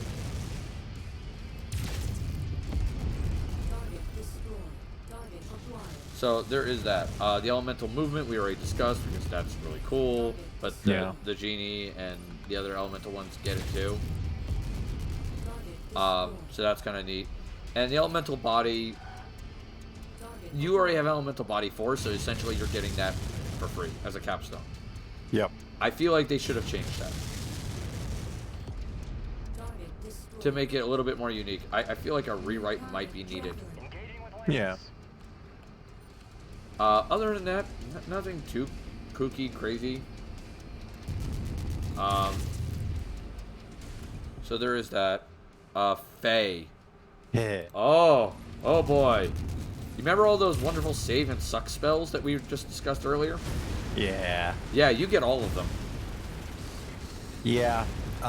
This is a pretty interesting one. Your class skill, knowledge, nature, not bad. It's one of the ones that's actually useful for identifying stuff. Your bonus spell lists, you got Entangle, Hideous Laughter, Deep Slumber, Poison, Tree Stride, Mislead, Phase Door, Irresistible Dance, and Shape Change. All very thematic. I think they did a great job selecting the spells, and I don't think there's a real stinker here. No, like, I think, if anything, the weakest spell in this whole list may be Tree Stride, if anything. Yeah. And even that is still really good. Yeah. Your feat list is very interesting. You've got dodge, improved initiative, mobility. You've got lightning reflexes, which is probably the weakest, and skill, focus, knowledge, nature. You've got quicken spell, but you've also got point blank shot and precise shot, which is, I think, our first like ranged combat feats showing up in a sorcerer bonus feat list. Yeah. So, yeah, find yourself a little pixie bow or something. Oh, excuse me. Oh, got my lungs. And Well, of course, not even it that. helps with ranged spell attacks. I was gonna say the rays are super helpful in that now. Yeah. So at that point, I'd be like, oh yeah, I definitely take those feats for rays and shit. Your Arcana DC +2 on compulsion sub-school spells, not bad. Oh yeah, that's not terrible. Laughing Touch is not a bad option either. Yeah. Like, dear God, I mean I can't argue with that one. And please note, it does not have a saving throw. Yeah, that is scary. This area is on its last legs, Commander. Basically, you can steal an opposing creature's turn as long as they're not immune to mind-affecting effects. And while that does happen moderately, it's not every enemy who does that. Yeah, but it's a no save ability. That's what jumped out to me, and so it's just like, that's awesome. Yeah, no saves? Yeah, sign me up. Yeah, you get the druid-like woodland stride ability at 3rd level. At 9th level, you get invisibility as greater invisibility for a number of rounds per day equal to your sorcerer level. Don't have to use them consecutively. Fey Magic allows you to, at will, re-roll any caster level check made to overcome spell resistance. You have full re-rolls on all spell penetration checks. Yeah, that's Huge. That is a big thing. I love the Fey Bloodline. If I'm playing a non-boom spellcaster, like if I'm not going for just the straight damage, Yeah. I go for Fey. Yeah. I have a hard time saying no to that. And then your capstone, immunity to poison, DR 10/cold iron. Animal type creatures do not attack you unless compelled to do so through magic. Which is helpful. And you get Shadow Walk once per day as a spell like using your sorcerer level as your caster level. Which isn't bad. Not bad at all. Yeah, that's decent. I have a hard time saying no to that. It's just the spell list, the no DC things, and Yeah. it just adds up to this beautiful package. I would concur. It is one of my, I wouldn't say necessarily favorite, but it is definitely a solid contender amongst the bloodlines. Yeah. I mean, I'm not sure what honestly beats it for me on if I'm not going for like an aggressive caster. Yeah, I was gonna say for like an aggressive caster, I still kind of like that Jenny build, but Yeah. Daryl, how are you doing today? I am doing fine, my friend. I hope you're doing all right.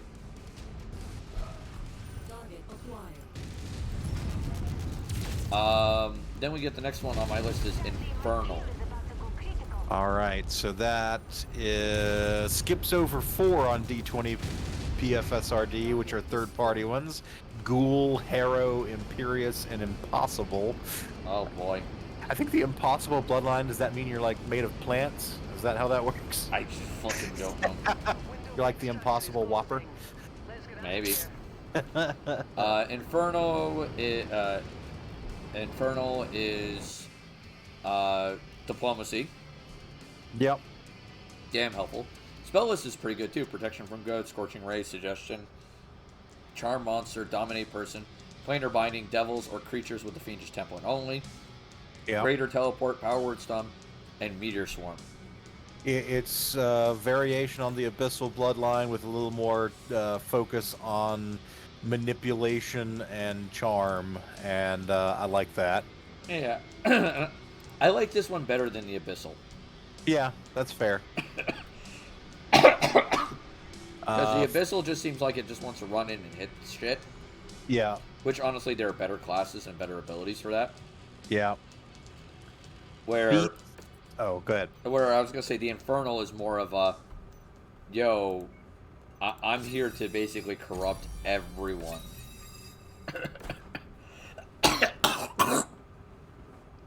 If you get my gist. Yeah. Feats aren't bad either. The big one for me that stands out is the spell pen. Yeah, I was going to say spell penetration, extend spells good. Deceitful could actually come in handy for this sort of build. Those are the ones that stand out to me most. Yeah. Oh, yeah. I mean, it's just... there are some on here that I was like, this is not okay. Charm sub-school spells increase the DC by 2, so that's similar to the Fey bloodline, and that you're kind of boosting up some of your mental fuckery. Yeah, but the Fey one does it better because it's... Oh, yeah. Fey does compulsion. Yeah. Where... sorry, it's enchantment. Fey does the entire enchantment school, where Infernal just does charm. Yeah. So, a little bit more limited. Corrupting touch. Shaken's not great for risking a touch attack. I mean, so here's the thing. Corrupting touch, again, no save. That's true. And this one lasts for multiple rounds. And the weirdness is that you can make the creature radiate an aura of evil, which is just begging for some kind of exploit. And you can keep using the ability to add to the duration. So there is a chain of feats and abilities you can take to escalate fear conditions to basically being able to coup de grace someone. I forget the exact chain. I looked at it once years ago, but this could be a good start to something like that. Like, just no save. Hey, you're shaken. True. But, so it's interesting. Yeah, it's just... I feel like there are better options. Oh, sure. I mean, it's not like broken powerful. It's just, like I said, interesting. Resistances are always nice, but Hellfire, free flame strike, nice. Mm-hmm. Once again, free flight, always amazing. Yep. The power of the pit, pretty good. Yep. The fact that you get dark vision, but you can see color, that is neat. Yes. I kind of like it. Actually, and the way the ability is worded is you gain the ability to see perfectly in darkness of any kind to a range of 60 feet. So that works in magical darkness. It is importantly not dark vision, so any ability that says it negates dark vision does not work against this. Right. So that is interesting. Oh yeah, which is really kind of cool. That's my little rules weasel mind, seeing wording that can be exploited. Yeah, it's just like,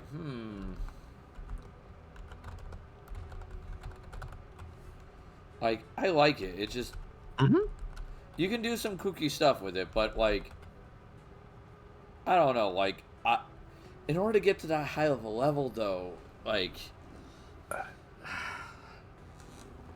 How do I put it? I feel like I want to put that with Rogue. You know what I mean? Sure.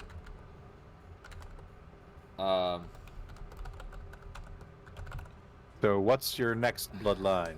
Let's see. The next bloodline is Maestro. Maestro? I usually say Maestro, but I have heard it either way. Yeah, I've heard it both. It's just I never know what it is. That one I don't know. I've never seen this one. It looks like a bard. Like what From Ultimate Magic. Yeah, everything I'm reading on it screams bard. Class skill perform, bonus spells, ventriloquism, hideous laughter, suggestion, shout, dominate person, mass suggestion, power word blind, greater shout, and wail of the banshee. Yeah, Not a bad spell list. Very interesting. Bonus feats, greater spell focus enchantment, lingering performance. Wow. Okay, you can get lingering performance as a bonus feat, but you don't have a performance ability, so you could combo this with Bard. Yep. Spell Song, Still Spell. Oh, so Spell Song, it does allow you to blend bardic performance and spell casting. So this does appear to be designed to intermix with a bard. Yeah, it screams Bard to me. Yeah, well, I mean, I wasn't sure if it was this is a sorcerer who's like a bard, or this is a sorcerer who is designed to amplify certain things about the bard class. Yeah. You can daze a creature without a saving throw. Yeah, it's not terrible.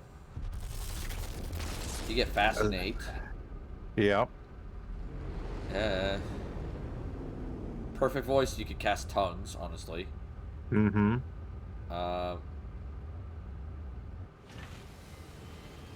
Inspire Greater Heroism as a spell like. Not bad. Yeah. Grand Maestro. Any spell with a verbal component as if it had the still spell meta magic feat applied to it with no increase to the casting time or spell slot. Become immune to sonic damage and language dependent spells. Interesting. So basically, free still spell across all your spells except those that do not have verbal components to begin with. That's not terrible. No. Like, I don't hate it, but it's just like, It feels like it's not as powerful as some of the others that we've looked at. Yeah, it's just like... And since it's designed around multi-classing, then it's going to be all the harder for you to hit that 20th level capstone ability. Yeah, it is. Is the next one on your list the Merid or Merid The bloodline? Merid, yep. And which is the cold theme Djinn. Yes. Ice spells aren't terrible, but a lot of them are kind of meh. The feats, I would say, are decent, but not great. Changing the enter types is always welcome. The polar ray is always okay. The resistance to cold is okay. The Your movement. Oh, go ahead. I was gonna say the water's fury is kind of cool because it's mediocre damage, but it blinds the target. Yeah. Your movement is a swim speed, which if you're in the right kind of campaign, fantastic. If you're not, Meh. And once again, the same freaking superpower at the end, which is, oh, I don't have to spend the diamond for limited wish, and I get plane shift as a free thing. Yeah. Yep. Protean. All right, so that skips on my list. Martyred, Nanite. There's a Nanite bloodline. Oh, Jesus Christ. Orc, Pestilence, Phoenix, Possessed. Man, these third-party people have been busy. All right, Yeah, Protean. apparently. Knowledge of Planes. Yeah, Knowledge of Planes. That's not bad. Entropic Shield, Blur, Gaseous Form, Blur's Confusion. good. Confusion's good. Major Creation, Disintegrate. There we go. Yeah. Greater polymorph. Oh. And polymorph any object and shape change. Yep. I love the spell list. It's solid. Yeah, it's a good, solid spell list. The feats list hurts. Well, I'll say this: you at least got agile maneuvers. You've got agile maneuvers. I do like defensive combat training. You've got toughness, but importantly, you've got spell focus without any limitation on what school to take it for. So you could take that multiple times or multiple schools, which is not bad. Yeah, that's true. That's true. DC to dispel some of your transmutation or conjuration creation spells is increased by 4. It's not terrible. I think that's kind of a weak arcana, though. Because dispelling doesn't happen all that often, honestly, to player characters. Yeah, it's not a big deal. Protoplasm is neat, though. Yeah, you can, like, spit out a ball of Tanglefoot bag. And it does a few points of damage. Yeah. That's not bad. Let's see. Resists to acid and save bonuses to polymorph, petrification, and transmutation. Interesting. Reality wrinkle. 20% miss chance. Yeah. And it stacks with other miss chances. Yeah. Oh God. That's horrifying. Spatial tear. Unravel the fibers of reality and ride along them as they snap back into place. Dimension door, but creates a massive black tentacle centered on your former location. I feel like that was a better version of what the 5th ed thing was trying to do. Yeah, it does sound like that. That's exactly what stuck out to me. And then your avatar of chaos when you become Nyarlathotep. You gain immunity to acid, petrification, polymorph, except when cast on yourself. So you can still polymorph yourself, but nobody else can polymorph you. Fantastic. Oh yeah, as that's well neat. as +2 on save DCs and on checks to overcome spell penetration against creatures with the lawful subtype. I mean, that's just icing, really. Oh yeah. I'm gonna. I like this one. Yeah. It's a weird one though. I'm gonna skip the Rakshasa one because it's pretty much the same one as the Protean. Okay. It's a lot of shape-shifting shit. Yep. It's like someone took the Protean and the Infernal one, like the Dominate shit, and combined them together. That fits. And it's kind of neat. What's next on your list? Serpentine. All right, so I am skipping Psychic, Salamander, and Scorpion. Yeah. All right, the Serpentine bloodline, in case you don't want to be a dragon, in case you want to slither on your belly like a little snake. I'm a snake. Dragon with an inferiority complex. Yeah. All right, Diplomacy, which is not a bad skill, you know, that's you could be your party's face with your charisma. Oh yeah, that's not a bad thing. Hypnotism, Delay Poison, Summon Monster 3, Reptiles Only, Poison, Hold Monster, Mass Suggestion, Summon Monster 7, Reptiles Only, Yep. Irresistible Dance, and Dominate Monster. The weakest spell on this list, I gotta say, is Delay Poison. Yeah. That's not a a terrible list. Yeah. I'm not sure. I'm not sure I like the limitation on the summon monsters, but it's okay. Feat list is interesting. You've got combat casting, which is always nice to see. Oh yeah.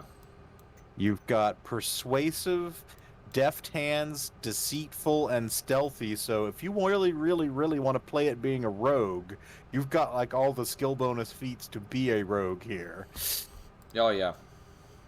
Including skill focused bluff. Your Arcana, basically, whenever you cast a mind affecting or language dependent spell, it can affect animals, magical beasts, and monstrous humanoids as if they were humanoids that understood your language. So that, I think, might be the sleeper hit of this bloodline. Yeah, I love that, because this is what I do. Take the Fey Bloodline. Alright? And you remember that feat I talked about, which was called Eldritch Heritage? Uh-huh. It lets you take the first level ability, Bloodline Arcana ability of any other Bloodline. Uh-huh. Take it this one. Okay. I am now going to dominate everybody. Yeah. Everyone's my bitch. When Charm Person essentially becomes almost as good as Charm Monster, you are way ahead of the game.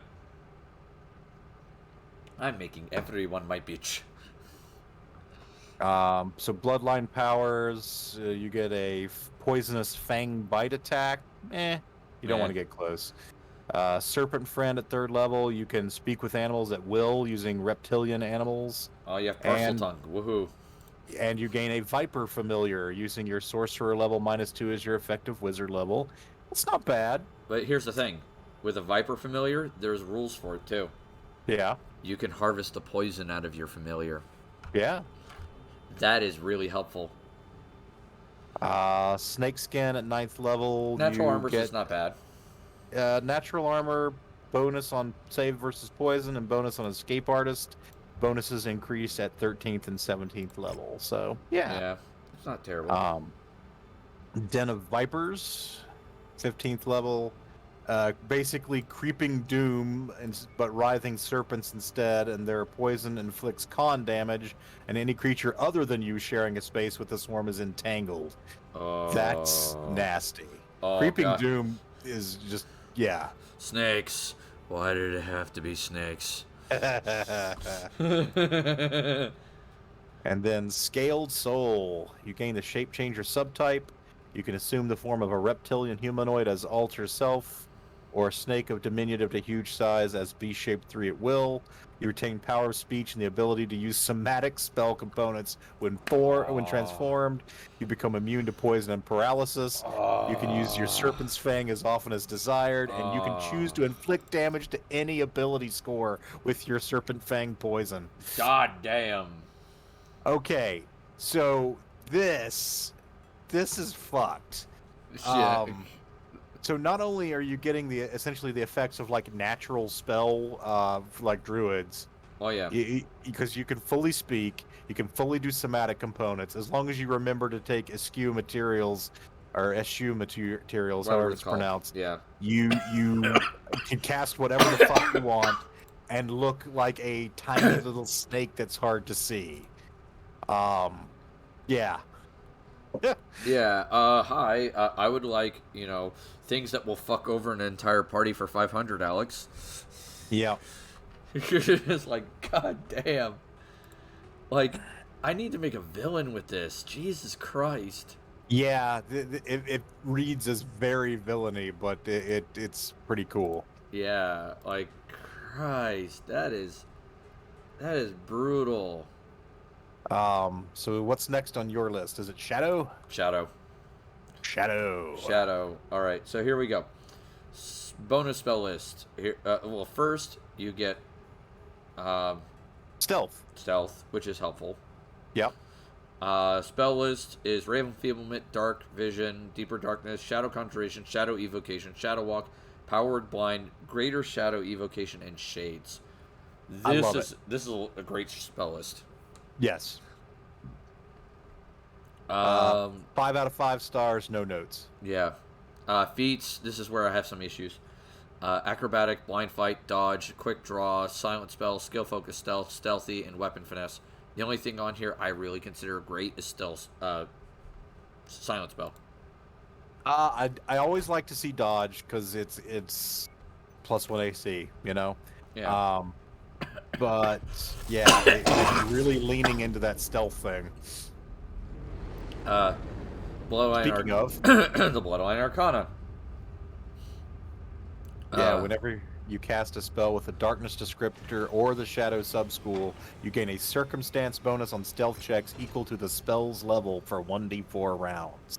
Yeah. So you are just stacking these stealth modifiers. I would not be surprised to see a build of this that could get like, +30 or 40 to stealth. It's just epic level stealth checks. Yeah, you're not gonna notice shit. Bloodline powers. Melee attack, non-lethal damage, target is dazzled for a minute. Yeah. Night Eye is cool. Yep. Dark vision, and if you already have it, your range is increased, so they remember to not screw over people who already have it. Shadow Well is also cool. Shadow Well, I think, is what connects all those stealth bonuses. You can use it even while being observed and without cover or concealment as long as you're within 10 feet of a shadow other than your own. And within an area of darkness or dim light as a standard action, you can choose to switch places with a willing ally within 60 feet who must also be in darkness or dim light.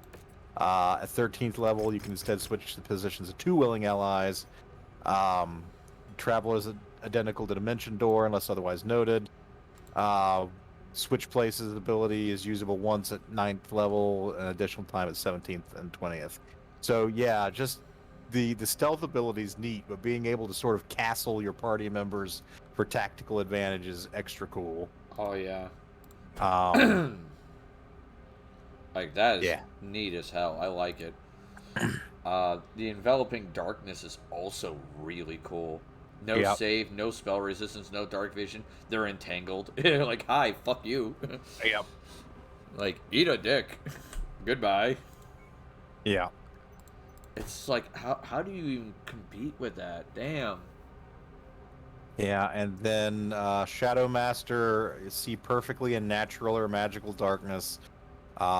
When you use the Shadow Conjuration or Evocation spells, your creations are 20% more real, and any creatures you create gain the benefit of Augment Summoning.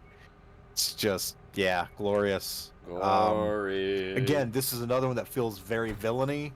It could be a fantastic villain, just, it's impossible to keep tabs on him because he is always fading into the shadows. He's bamfing in and out all the fucking time. What do we got next on the list? Let me see. Shaitan. It's the Earth one. Oh yeah, the Earth Genie, Shaitans. Yeah, so replace everything we talked about with the frickin' Jinn, the Freedy, and the fucking Water one with Acid. Call it a day. Yeah, the spell list has Glitter Dust on it and Stone Skin. Some Wall of Stone, Wall of Iron. You got Iron Body, so that's cool. Your movement is a burrow speed. It's better in most campaigns than a swim speed. Oh, yeah. But, yeah. What's after Shaitan for you? Star Soul. Star Soul. Okay, so that's skipping Shape Changer, Solar. There's 2 Solar bloodlines on the D20 PFSRD. Damn it. Yeah, third parties are crazy. Yeah. Star Soul. Yep. I think it's Knowledge Nature. Yeah. Yep. I was trying to remember. I'm trying not to look at the list as much as possible. Okay. And go off of memory first, and then look at the list when I need to. Oh, fair enough. So that way I'm going off of my memory and seeing, like, do I have this right? And then go, yep, no, okay. Bonus spells, I'm going to look at the list because fuck that. It starts off weak with Unseen Servant. Yeah, that's kind of meh. Glitter Dust is helpful, though. Glitter Dust, Blink, Call Lightning Storm, but dealing fire damage and damage increased outdoors at night. This makes sense. Overland Flight. Right. Repulsion. Reverse. Yeah, reverse gravity. Repulsion's yeah, not bad. I like the gravity theme. Yeah. Walk on up to the treasure. Greater Prying Eyes and Meteor Swarm. Okay. I don't hate it. Saddle up, Commander. Yeah, the list isn't as good as some of the other ones, but it's still good. So your feat list is better than many because you've got Dodge, you've got Craft Rod, which is interesting. You've got Improved Counterspell, which is a nice one. Oh, yeah. They doubled up on Iron Will and Improved Iron Will. You got Quicken Spell. You got Skill Focus Perception, which is not a bad one to have. Yeah. And Toughness. Toughness is good. Now, I can see the Bloodline Arcana. It says it inflicts the Dazzled condition. Yeah, so, any target that fails a save against your evocation spells, the target is also dazzled for 1 round per level of spell. Oh. If I hit somebody with a fireball, I'm not usually too worried about them being dazzled for 3 rounds, but yeah, it's a bonus. Yeah. Contact hostiles near. Yeah, dazzled is -1 penalty on attack rolls and sight-based perception checks. So yeah, it's just a little extra penalty. Yeah. Bloodline powers.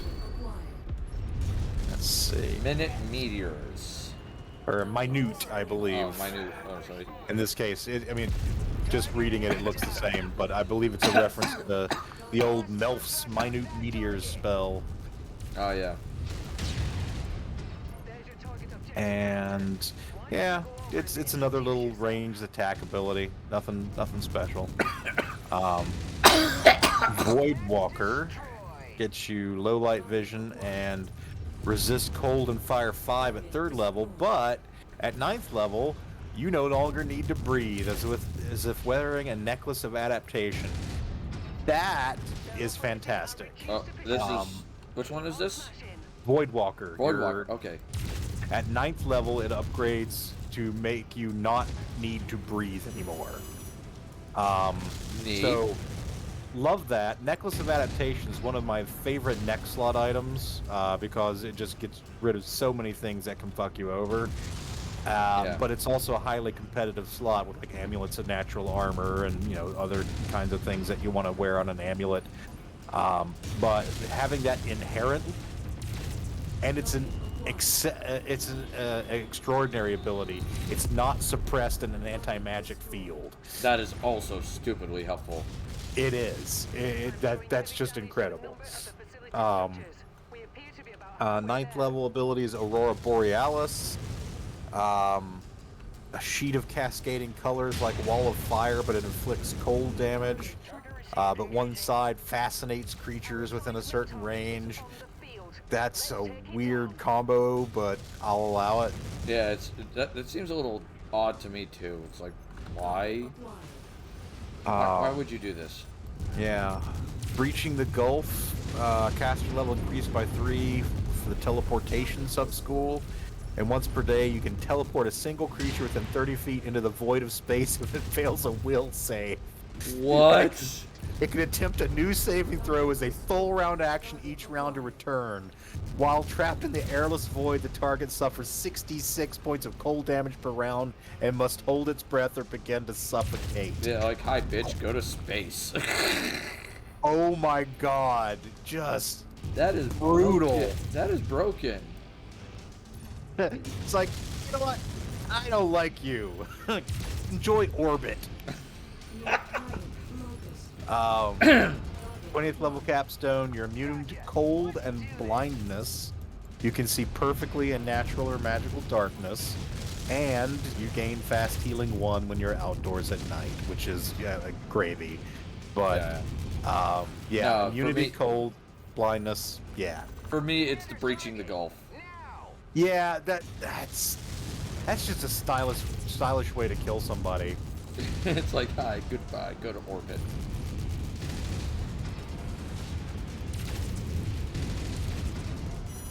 Wow. I just... Yeah. What? Like, I'm just still shocked by that. Like, what the fuck happened here? I love space-themed classes and archetypes. So, yeah, this bloodline pleases me. Yeah, I can imagine. Jesus. Alright. What's after Star Soul for you? Stormborn. Yep, same here. Stormborn. This is probably the equivalent of the shitty one in 5th edition. And not really much better, it seems. Spell list is decent. Shocking Grasp, Gust of Wind, Lightning Bolt, Shout, Overland Flight, Chain Lightning, Control Weather, Whirlwind, and Storm of Vengeance. Feats kind of suck. You do have ranged attack feats, which is nice to see. Yeah, but Deadly Aim doesn't apply to spells. True. But Point Blank Shot, well, Far Shot probably doesn't either, but Point Blank Shot can.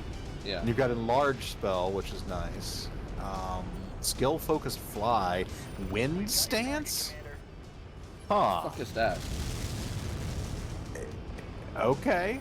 Basically, if you move more than 5 feet in a turn, you gain 20% concealment for 1 round against ranged attack. Just harder to hit you with ranged attacks. Okay. Bloodline Arcana. Any spell you cast with electricity or sonic descriptor, save DC goes up by 1. Bloodline Powers. Thunderstaff. You touch a weapon as a standard action, giving it the shock property for a number of rounds equal to half your sorcerer level. At 9th level, it can be Shocking Burst. Stormchild, resist electricity and resist sonic, and treat wind effects as 1 step less severe.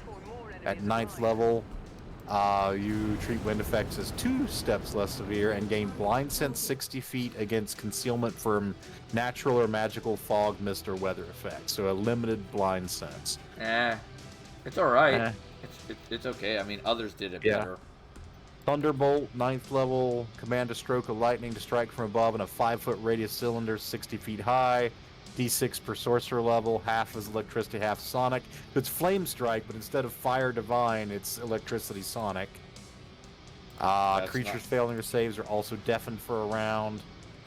Once per day at 9th level, twice per day at 17th, and 3 times at 20th level. Yeah, Range 120. I don't count that as terrible. No, that's actually pretty solid, because electric sonic blended damage, that's pretty good. Alright, our last two are Undead and Verdant. Oh, okay, so we're not worried about the last couple of Stormborn abilities? Oh, sorry, I missed. That was Storm Child? Ride the Lightning. Sorry. Yeah, we did the first 3. Ride the Lightning is a full round action. You become a living lightning bolt and move in a straight line up to 10 times your speed. Oof. Do not provoke attacks of opportunity. Creatures or objects in your path are affected as if by your Thunderbolt power. Creatures do not block your movement, but solid barriers do unless they are reduced to 0 hit points. So essentially you can make a lightning bolt leap and do your Thunderbolt damage. Really cool. Gotta go fast. Yep. And you can use this power once per day for a number of rounds equal to your sorcerer level. So you can stay in Thunderbolt form and just keep leaping around? That's neat. Yeah, that is definitely different. Okay, so Storm Lord is your capstone. Immunity to deafness, stunning, and wind effects. Gain blind sight 120 feet from natural or magical fog, mist, or weather. Once per day, when attacked with electricity or sonic effect, you can forego your saving throw and absorb the energies, healing 1 point of damage for every 3 points it would otherwise have dealt. Fair enough. So, fair enough. Better than the 5th edition version. It is better than the 5th edition version. So you've got Undead and Verdant left? Yeah, those are the 2 left. Okay, so that means that Unicorn and Vestige are third place. Unicorn, yep. All right, so you want to start us with the Undead Bloodline? Yes, the Undead Bloodline. Knowledge Religion. Uh-huh. Once again, not bad. Good one. And if you can identify undead, that's really helpful because you're going to be using them. All your bonus spells are going to be necromancy spells. Yep. You get Tilt Touch, False Life, Vampiric Touch, Animate Dead, Waves of Fatigue, Undeath to Death, Finger of Death, Horde Wilting, and Energy Drain. Love Horrid Wilting, one of my favorite mass combat spells of Pathfinder. Horde Wilting good, Finger of Death is also really good. Oh, yeah. It's hard to say no to Finger of Death. The feat list here is not bad. Yeah, I mean, you still get Spell Focus, which is super helpful. Combat casting and spell focus. You can also pick up toughness, die hard, or endurance if you're so inclined. Still spell. Yep. Love the Arcana. Yeah, you can charm person on the undead. Go. Yeah, as long as it was a corporeal undead that was once humanoid, you still treat them as a humanoid for purposes of mind-affecting spells. Nice. Yeah, that's super helpful. Grave Touch, once again, shaken is a good status condition, but you have to go around and melee touching people. Yeah. That's a problem. And if you touch an already shaken creature with this ability, it becomes frightened as long as it has fewer hit dice than your sorcerer level. Yeah. Interesting. Resistance to cold from Death Skids is cool. The resistance to non-lethal really doesn't matter. No. Grasp of the Dead is decent non-energy damage. Yes. Yeah, I like it. Slashing damage. I love the fact that it pins targets in place. Yes. And it's just a cool visual of swarms of skeletal arms bursting from the ground. It's very horror movie. Yep. Incorporeal form, once again, useful for utility and defensive. And then one of us is kind of cool. You get counted as an undead. Yes. Which is immunity to cold, non-lethal damage, paralysis, and sleep. Gain DR5/dash. Unintelligent undead do not notice you unless you attack them. And you have a +4 bonus on saves versus spells and spell-like abilities from the undead. Yep. I mean, that's pretty good. I mean, Oh shit. yeah. I mean, it's a good build if you want to go for, you know, Again, it's very undead. villainy. Yeah, it is very villainy. I will say that. It is a villain build. But it's also like... How do I put it? If you're going for a particular design, you can make this kind of not a bad guy. Sure. Yeah. So there is that. So there's some leeway here. Yeah. I kind of like it. Last but not least. Yes, last but not least, the Verdant, which is the plant people. Yeah, this is your druid sorcerer. Yeah. Would I call this good? It's okay. Honestly, I feel like a druid would do this better. Yeah. I'm looking for something that stands out. The bonus spells are pretty much all plant related. The bonus feats are pretty underwhelming. You do get Fleet, which is, I think, unique amongst the ones we've looked at to increase your movement rate. Yeah. Your Arcana, if you cast a personal range spell, you get a natural armor bonus equal to the spell's level for 1d4 rounds. So that's just like a free little bark skin effect that adds on to whatever you're doing. Yeah, Tangle Vine, basically you can extend a vine from your hand and use it to disarm, steal, or trip. Though it does function at a much higher combat maneuver bonus than normally. That's not bad. Yeah, it's not terrible. Like, I'm not seeing anything that stands out. Thank you, Steph-Ray, for the lurk. But I don't see anything that makes me want to play this more than a druid. Yeah, photosynthesis is okay. Mass morph is okay. Rooting is interesting. And Shepherd of the Trees. That's a lot of damn immunities. That is. That is a lot of immunities. But to be brutally honest, once again, you could do the same thing on druid. Yeah. Because one of the wild shape options for druid is plant. Yeah. So it's like... That would be my shtick there. Other than that, wear some sort of light armor. Hamaraki, Mithril Buckler are both good. Ring of Spell Knowledge is also really super helpful. Staffs are good. Cloak of Resistance, always amazing. Headband of Charisma, get the fuck out of that, like, quickly. Yeah. Mnemonic Investment. Lastly, cast one spell that you don't know from a written source such as a spell book. So, if you happen to know a wizard, you can always write a spell, like take one of his spells from a spell book that you don't know, and be able to cast it. Also, pay attention to the potential of use magic device if you have the skill points. Just because it's a charisma-based skill, you have an expansive spell list, even if you don't personally know all of them. So, like, you could get a wand of magic missile or a wand of, mage armor or something, and not have to burn a spell known on it and just be able to cast that. Yeah. So, yeah. Let me go to just chatting. Yeah, I was going to say, this one ran a little bit long because of distractions and just because of the sheer number of things to cover. Oh, yeah, because freaking Sorcerer has so fucking many options.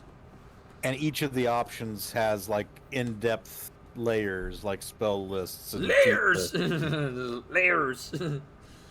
Like an ogre. Like an or ogre. onions. Ogres have layers. Okay. With that being said, it is the end of the stream, so let me do the thing. So if you are a follower, please, by the way, stick around for the raid, because that's how you get critical rolls. You can use critical rolls to get auto-visual entries, fireballing the tavern, which I don't know why people keep setting my tavern on fire, but hey, whatever. As well as, every Wednesday you can pick whatever game you want from me. God damn it, Gamera. Gamera, why you fireball my tavern? Didn't you say fireball my tavern? I swear I heard you say fireball my I tavern. said not fireball my tavern. you You must have broken up on the first couple words. You little bardic fuck. God damn it. Bards are going to be the end of my existence, I swear. Well, they're the beginning of existence for so many. Yeah, I know. Anyway, so if you're a follower, please use the following message. If you're a subscriber, one of my 3 subscribers, please use the following message. If we ever get 20 subscribers, by the way, there's a little goal up there on top right. We ever get 20 total subscribers, and we'll do a cooking stream, and she'll teach everyone how to cook. I feel like that could be kind of cool. Kind of neat. So with that being said, we are going to be raiding someone called Miner Mom. She's playing Minecraft. Sweet.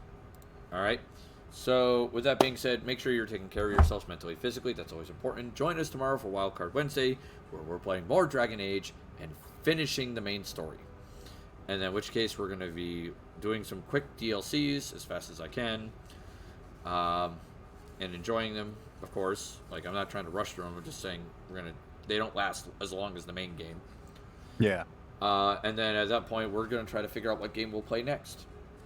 So, Right on. remember, it's always time for tea in my tavern. Everyone is accepted, and make sure you take care of yourselves. And I will see you tomorrow for Wildcard Wednesday. Toodles. Oodles.